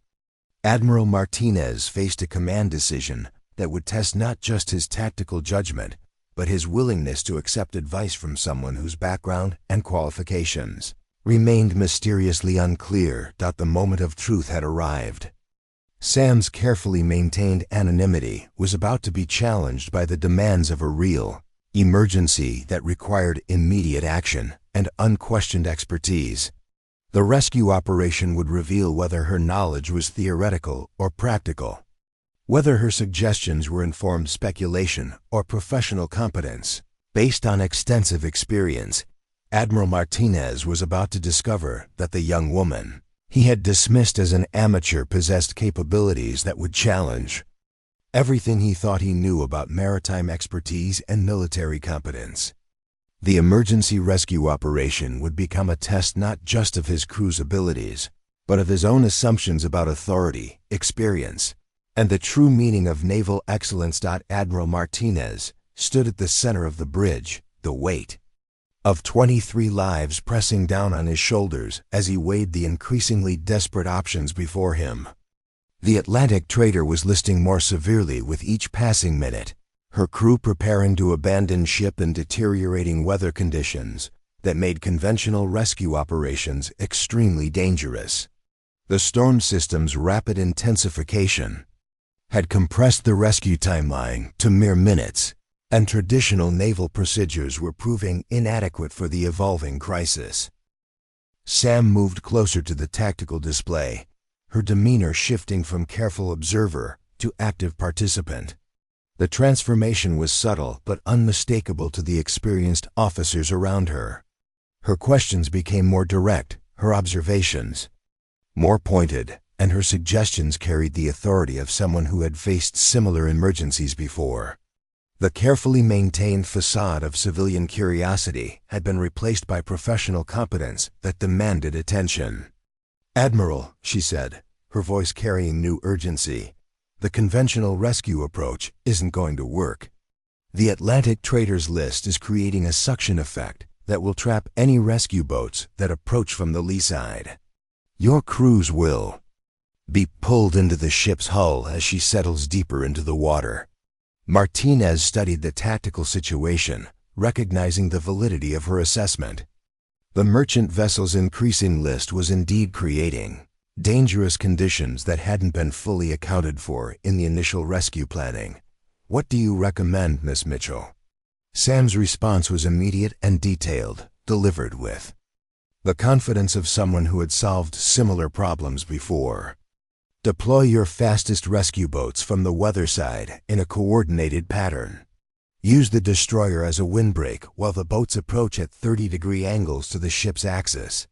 This allows rapid evacuation while maintaining escape routes. If the ship shifts suddenly..." Her tactical solution was both innovative and complex, requiring precise coordination between multiple vessels and rescue teams. More significantly, her explanation included specific technical details about approach angles, timing sequences, and safety protocols that demonstrated familiarity with advanced rescue operations. The assembled officers recognized that her knowledge extended far beyond theoretical understanding. Commander Walsh approached the communications station to coordinate with the rescue vessels. "Admiral, Captain Morrison reports that his rescue teams are ready to deploy, but they're requesting specific guidance on approach procedures. The weather conditions are at the limit of safe operations." Martinez found himself in the unprecedented position of considering tactical advice from a civilian guest whose background remained largely mysterious. However, the urgency of the situation and the apparent accuracy of Sam's assessments were forcing him to set aside conventional protocols.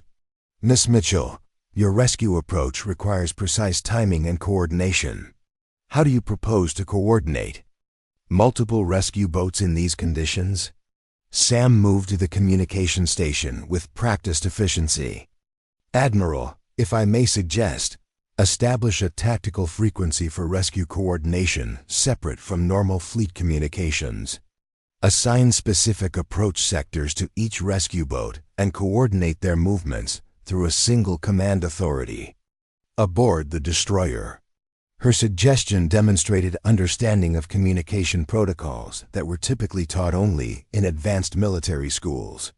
The precision of her terminology and the confidence of her tactical thinking suggested extensive training in naval operations. Lieutenant Commander Chun exchanged glances with other senior officers, all recognizing that Sam's knowledge was far more comprehensive than any civilian consultant should possess. Dr. Harrison, whose academic instincts had been increasingly aroused by Sam's performance, decided to test her knowledge more directly. "Miss Mitchell, the coordination protocols you're suggesting are remarkably sophisticated. The specific procedures you've outlined are typically classified military doctrines.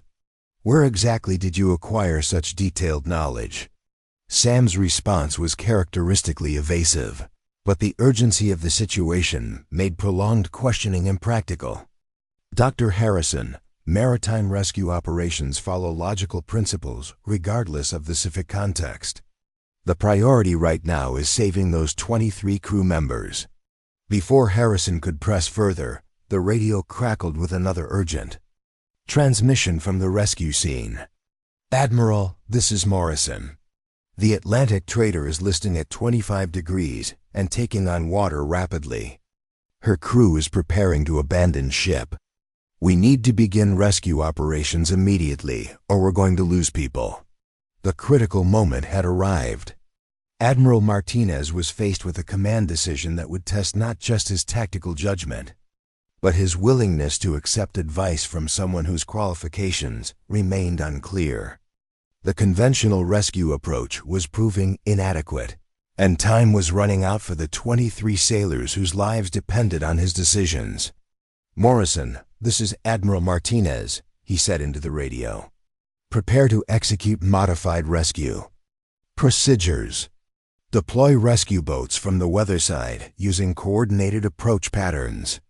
I'm sending you specific tactical guidance momentarily." Martinez turned to Sam with an expression that reflected both desperation and determination. "Miss Mitchell, I'm going to implement your rescue plan.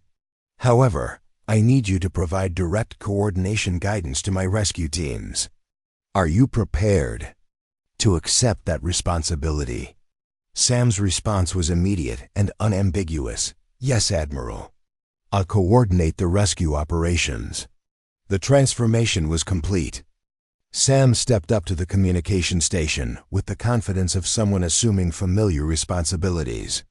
Her voice carried new authority as she began coordinating with the rescue vessels, her instructions precise and professional. The careful anonymity she had maintained throughout the day was finally abandoned in favor of the competence required to save lives. "Captain Morrison, this is Rescue Coordinator," Sam's voice carried across the radio frequency. "Deploy rescue. Boats Alpha and Bravo from your starboard side at bearing 090. Approach the Atlantic trader at 30-degree angles, maintaining 50-meter spacing. Use your vessel as a windbreak during the approach phase." Morrison's response reflected surprise at the new voice on the coordination frequency. "Rescue Coordinator, this is Morrison. Roger, deploying boats as directed. However, I need to verify the authority for these orders." Admiral Martinez took the radio from Sam. "Morrison, this is Admiral Martinez. The rescue coordinator is operating under my direct authority. Follow her instructions explicitly." The rescue operation began with Sam coordinating multiple rescue boats through deteriorating weather conditions. Her commands were precise and professional, demonstrating understanding of boat handling, weather effects, and tactical coordination that impressed even the most experienced officers present. The rescue teams responded to her instructions with the confidence that came from receiving competent guidance from someone who clearly knew what she was doing.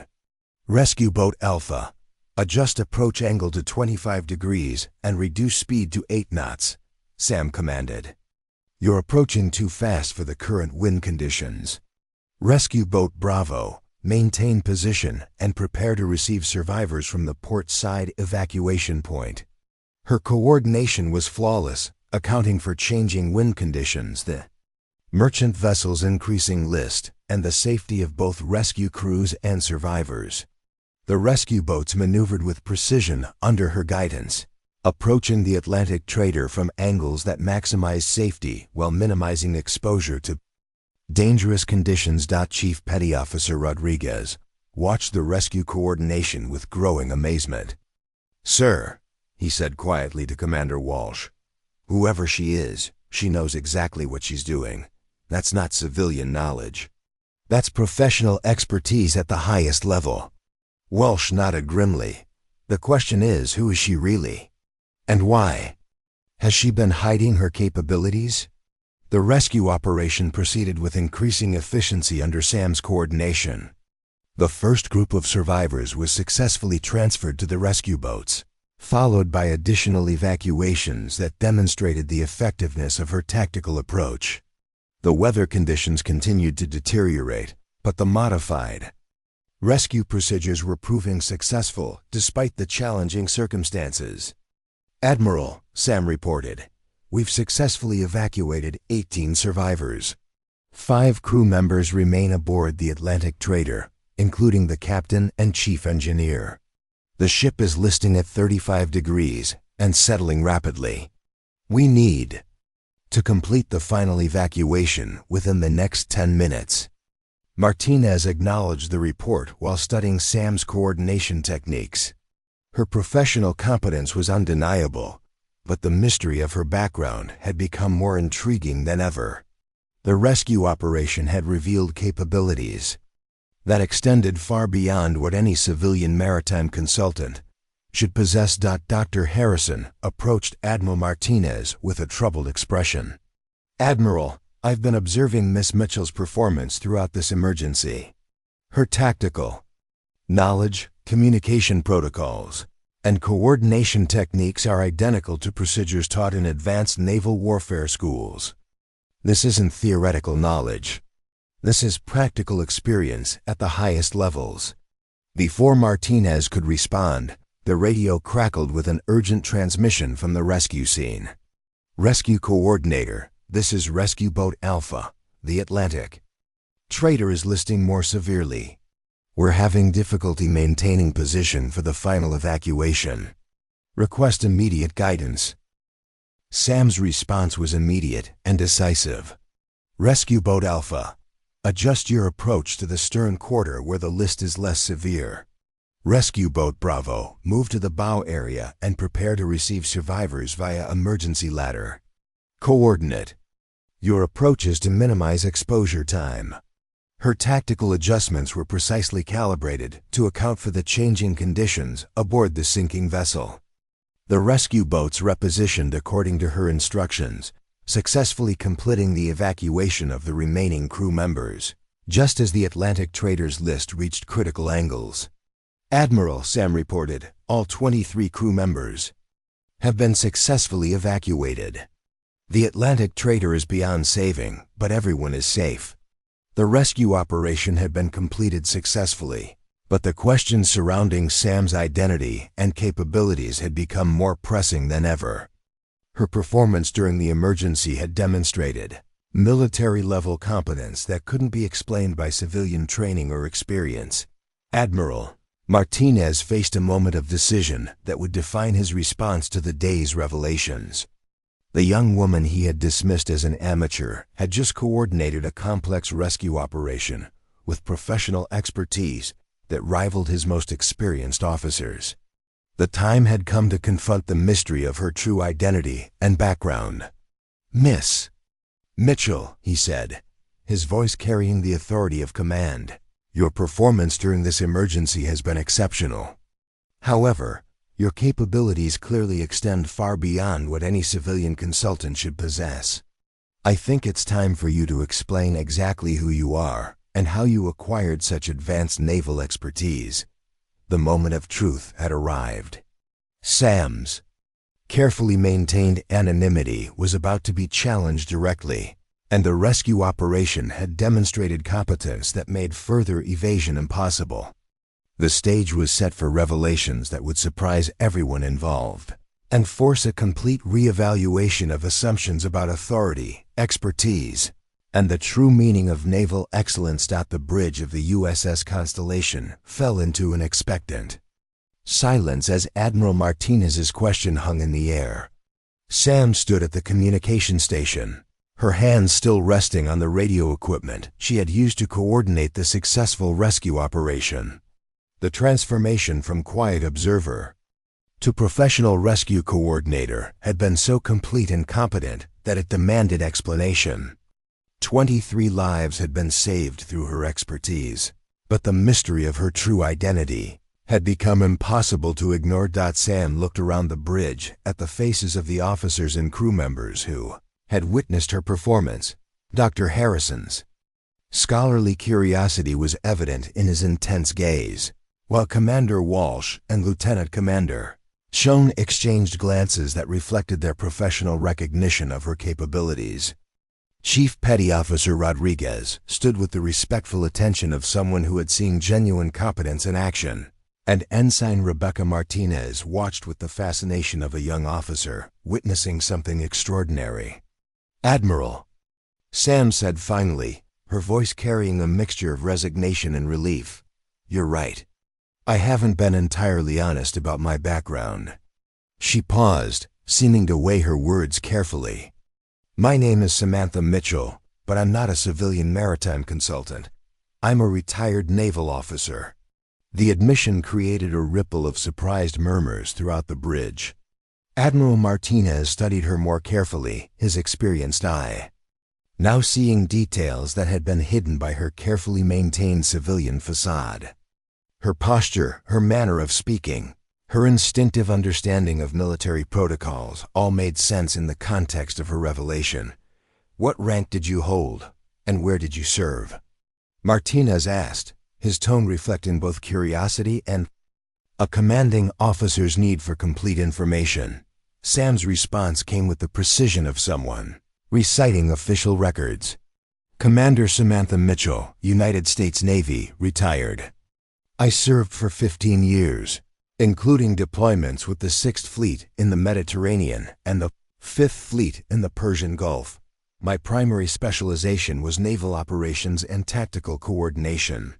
The revelation explained much about her performance during the day's events, her knowledge of navigation techniques, her understanding of fleet operations, and her competence in coordinating the rescue operation all reflected the kind of training and experience that came with senior officer status in the Navy. However, questions remained about her apparent youth and her presence aboard the ship under false pretenses. Dr. Harrison stepped forward with the curiosity of a researcher encountering an unexpected historical connection.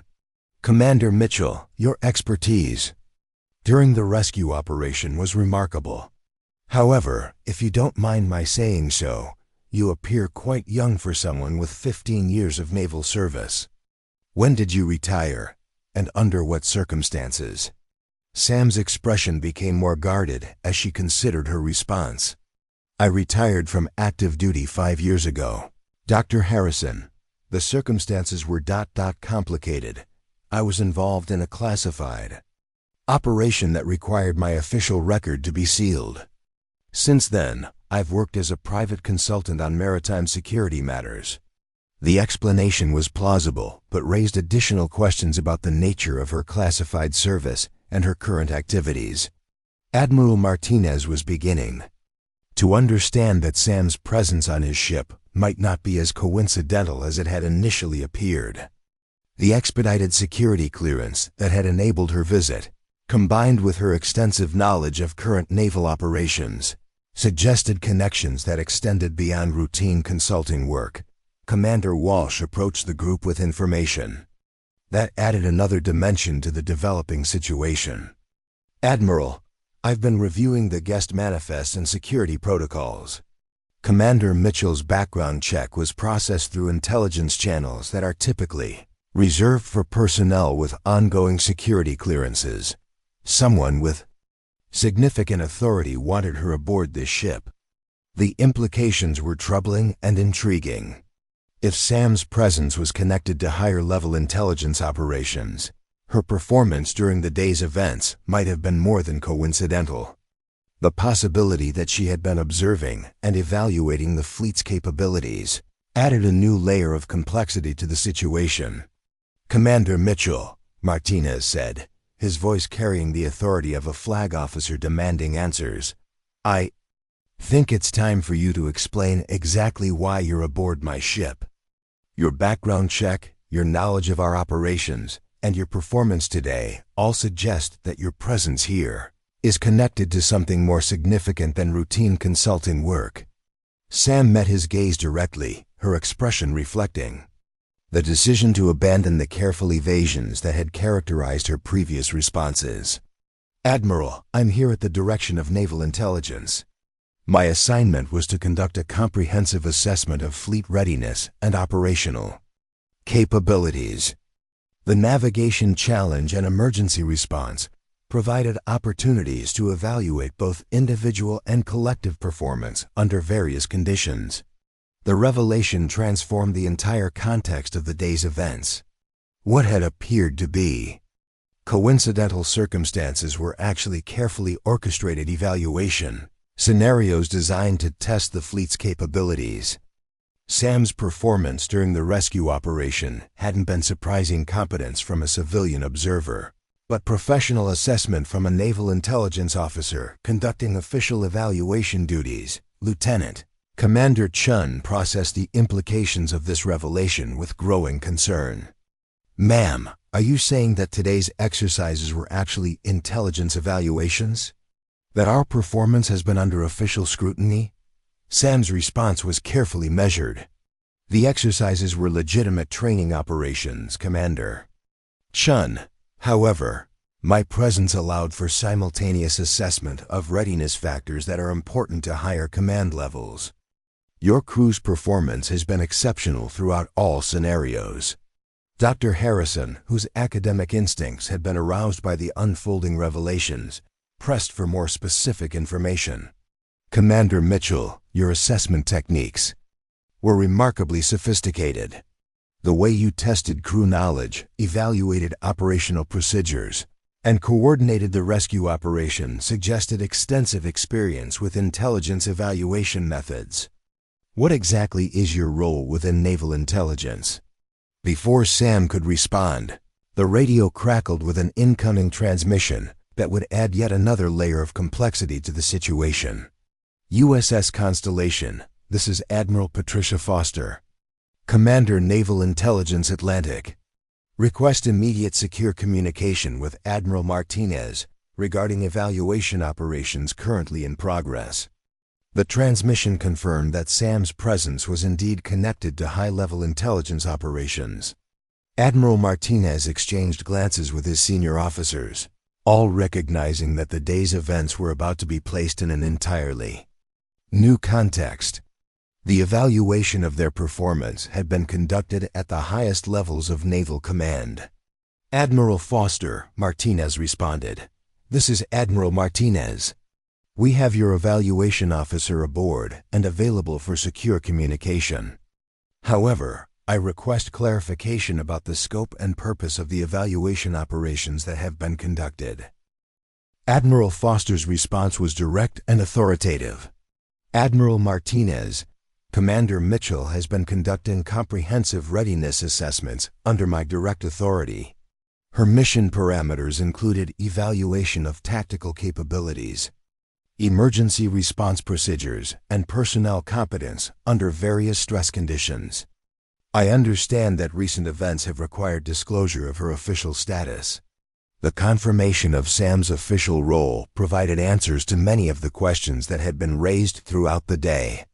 Her extensive knowledge, her professional competence, and her ability to coordinate complex operations all reflected her actual position within naval intelligence.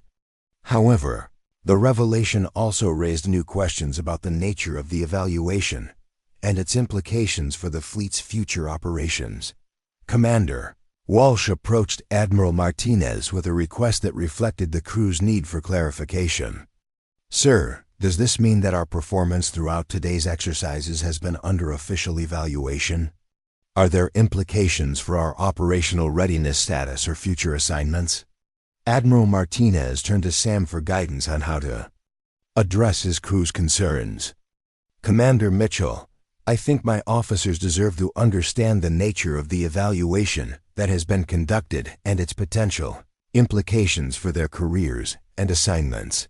Sam's response reflected both her professional obligations and her respect for the crew that had performed so admirably throughout the day. Admiral, the evaluation conducted today was focused on overall fleet readiness and capability assessment. Your crew's performance has been exceptional in all scenarios, from routine operations through emergency response. The assessment will contribute to strategic planning and resource allocation decisions at the highest levels of naval command. Her explanation provided reassurance about the nature of the evaluation while acknowledging the fully professional competence that had been demonstrated. The crew's performance during both the planned exercises and the emergency rescue operation had clearly met or exceeded the standards expected by naval intelligence. Dr. Harrison, whose scholarly perspective had been enhanced by the day's revelations, offered an observation that captured the significance of what had occurred. This has been an extraordinary demonstration of naval professionalism at multiple levels. The crew's performance under evaluation conditions, Commander Mitchell's assessment techniques, and the successful resolution of a genuine emergency all reflect the highest standards of naval excellence. The emergency rescue operation had provided an unplanned but valuable demonstration of the fleet's capabilities under genuine stress conditions. Sam's coordination of the rescue efforts had not only saved 23 lives, but had also provided a practical demonstration of the tactical competence and professional expertise that characterized the modern Navy. As the immediate crisis subsided, and the rescued crew members were safely aboard the fleet's vessels, the focus shifted to understanding the broader implications of the day's events. The evaluation conducted by naval intelligence would contribute to strategic assessments of fleet readiness and operational capabilities, but it had also demonstrated the exceptional competence of the personnel involved. Admiral Martinez found himself reflecting on the transformation that had occurred throughout the day.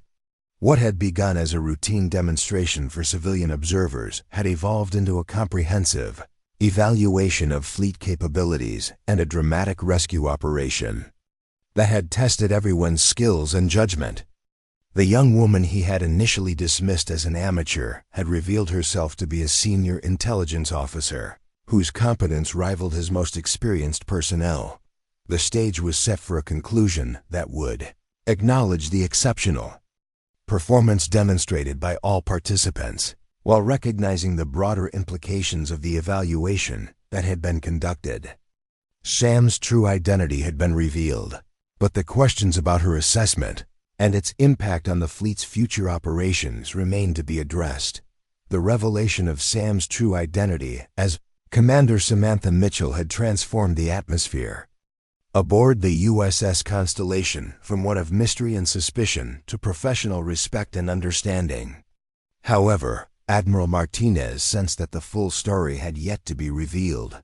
The way Admiral Foster had referenced evaluation operations in the plural suggested that Sam's mission extended beyond simple readiness assessment. The complexity of her knowledge and the sophistication of her evaluation techniques indicated involvement in matters of greater strategic significance. "Commander Mitchell," Admiral Martinez said, his tone reflecting both respect for her rank and curiosity about the broader implications of her mission, "I suspect that your evaluation of our fleet capabilities serves purposes beyond routine readiness assessment.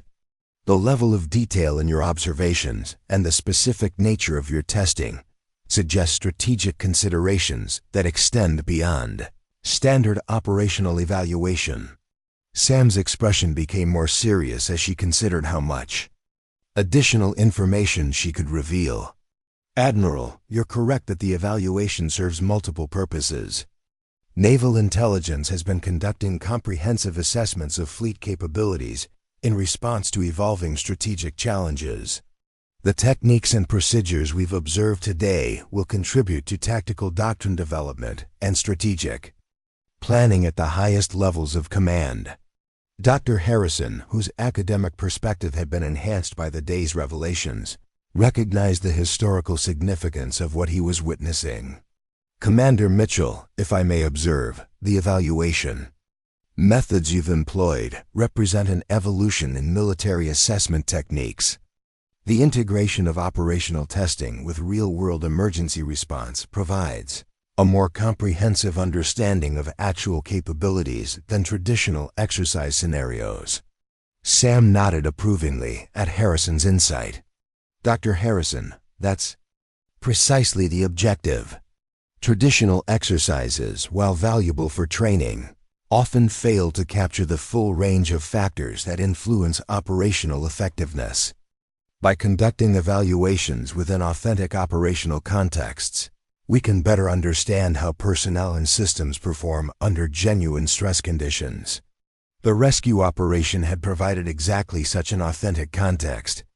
The successful coordination of multiple vessels, the adaptation to rapidly changing conditions, and the effective communication between diverse operational elements had demonstrated capabilities that couldn't be adequately tested through routine exercises. Sam's assessment would contribute to understanding how theoretical training translated into practical competence under pressure. Lieutenant Commander Chun approached the group with additional information that would further illuminate the scope of Sam's evaluation. "Ma'am, I've been reviewing the operational logs from today's exercises. The complexity of the scenarios you designed, combined with the variables you introduced, created evaluation conditions that tested virtually every aspect of our operational capabilities. This wasn't just readiness assessment. It was comprehensive capability validation." Sam's response reflected appreciation for Chun's analytical insight. "Commander Chun, your observation is accurate.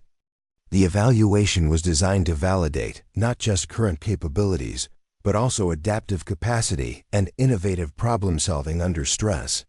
Your crew's performance has demonstrated exceptional competence in all these areas. The validation was significant for several reasons. Modern naval operations required not just technical proficiency, but also the ability to adapt to unexpected challenges and coordinate complex responses under pressure. The day's events had tested all these capabilities and demonstrated that the fleet possessed the kind of flexible competence required for contemporary strategic challenges. Admiral Martinez was beginning to understand the broader implications of SAM's evaluation. Commander Mitchell, your assessment techniques suggest that naval intelligence is developing new approaches to capability evaluation. The integration of operational testing with strategic assessment represents a significant evolution in how we understand and validate fleet readiness.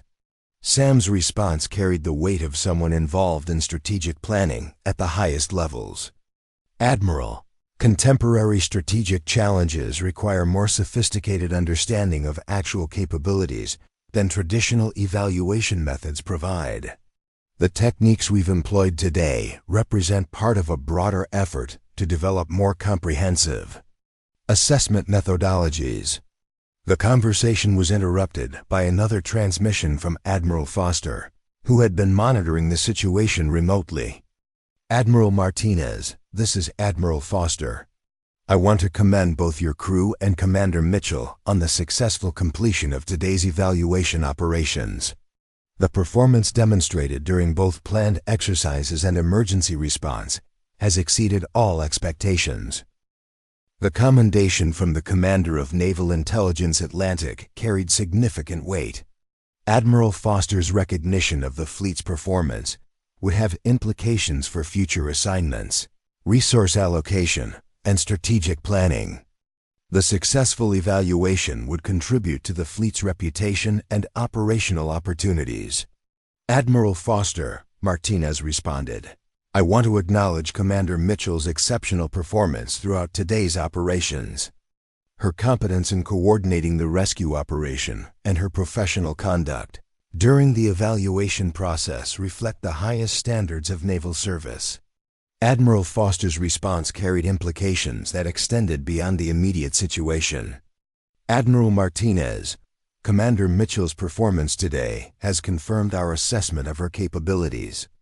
She will be receiving new assignments that reflect both her operational competence and her strategic value to naval intelligence operations. The reference to new assignments suggested that SAM's career trajectory would be significantly influenced by her performance during the evaluation.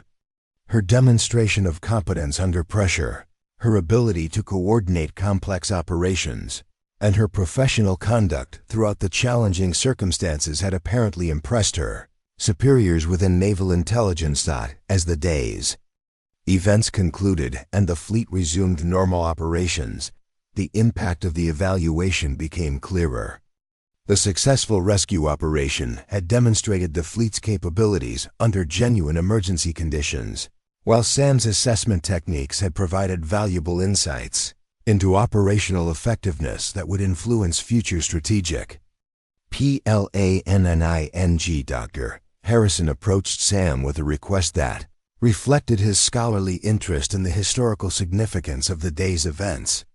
Commander Mitchell, would you consider contributing to a historical analysis of evaluation methodology evolution? The techniques you've demonstrated today represent significant advances in military assessment that deserve documentation and study. SAM's response reflected both professional obligation and personal interest in the academic implications of her work. Dr. Harrison, I would be honored to contribute to such an analysis within the constraints of classification requirements. The evolution of evaluation techniques represents an important aspect of military development that deserves scholarly attention. The academic collaboration would ensure that the innovations demonstrated during the evaluation would contribute to broader understanding of military assessment methodology.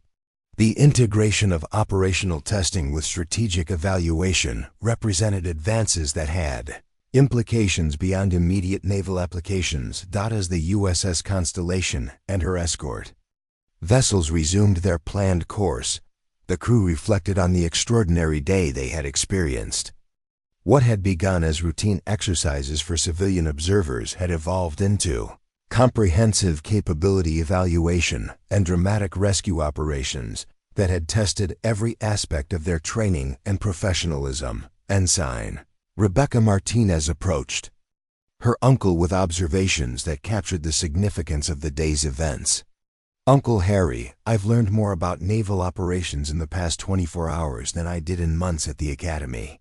The integration of evaluation, training, and real-world operations provided insights that I'll carry throughout my career."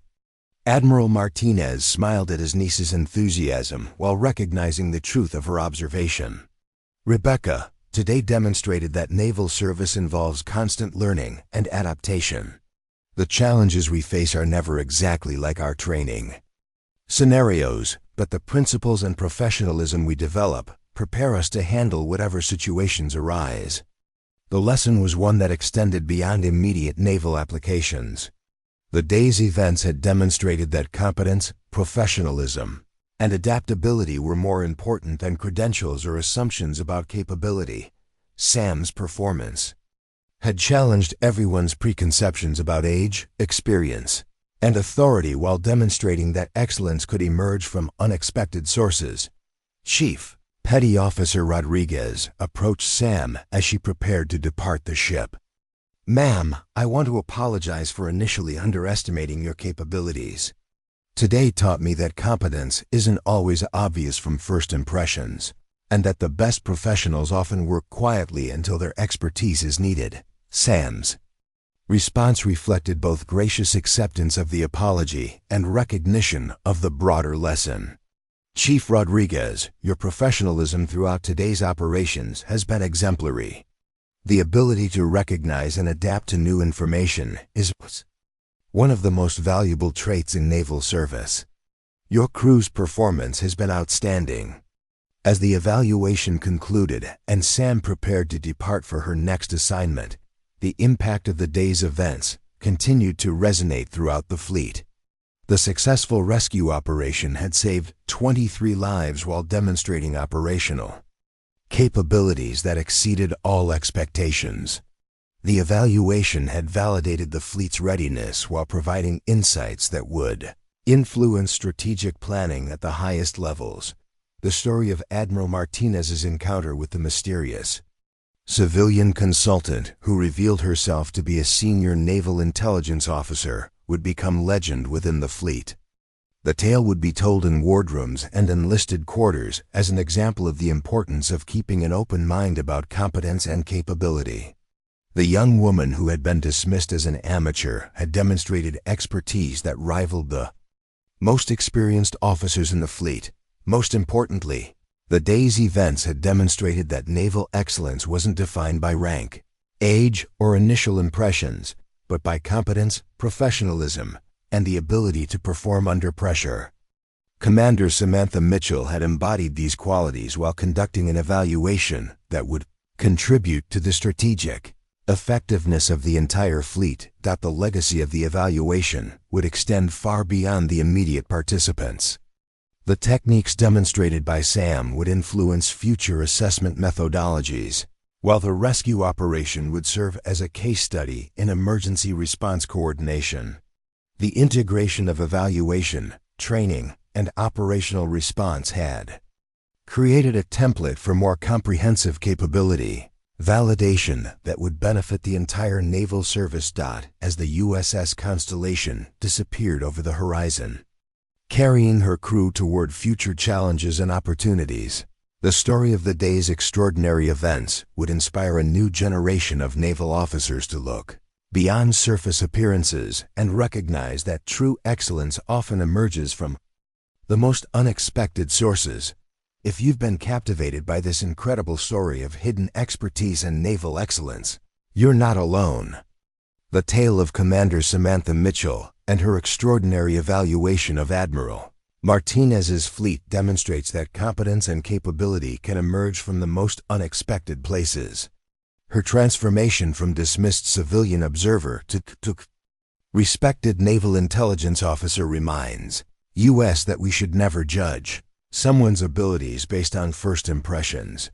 This story joins our collection of inspiring tales about hidden heroes, unrecognized expertise, and the moment when true capability is finally revealed.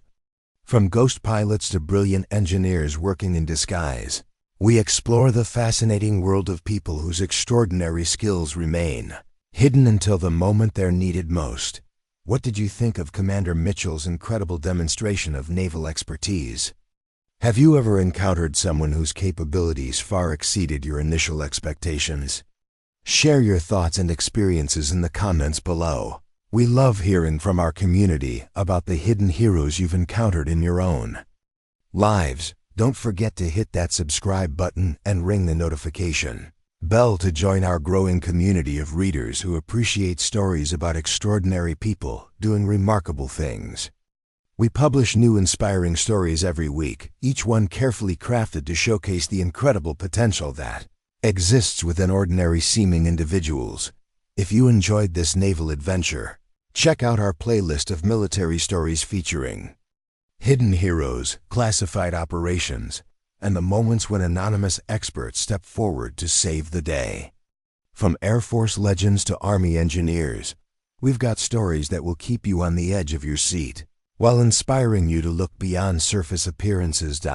Thank you for joining us on this incredible journey across the Atlantic with Admiral Martinez and Commander Mitchell. Remember, the most extraordinary people often hide in plain sight, waiting for the moment when their expertise is needed most. Until next time, keep watching for the hidden heroes in your own life. You never know when you might witness greatness in action.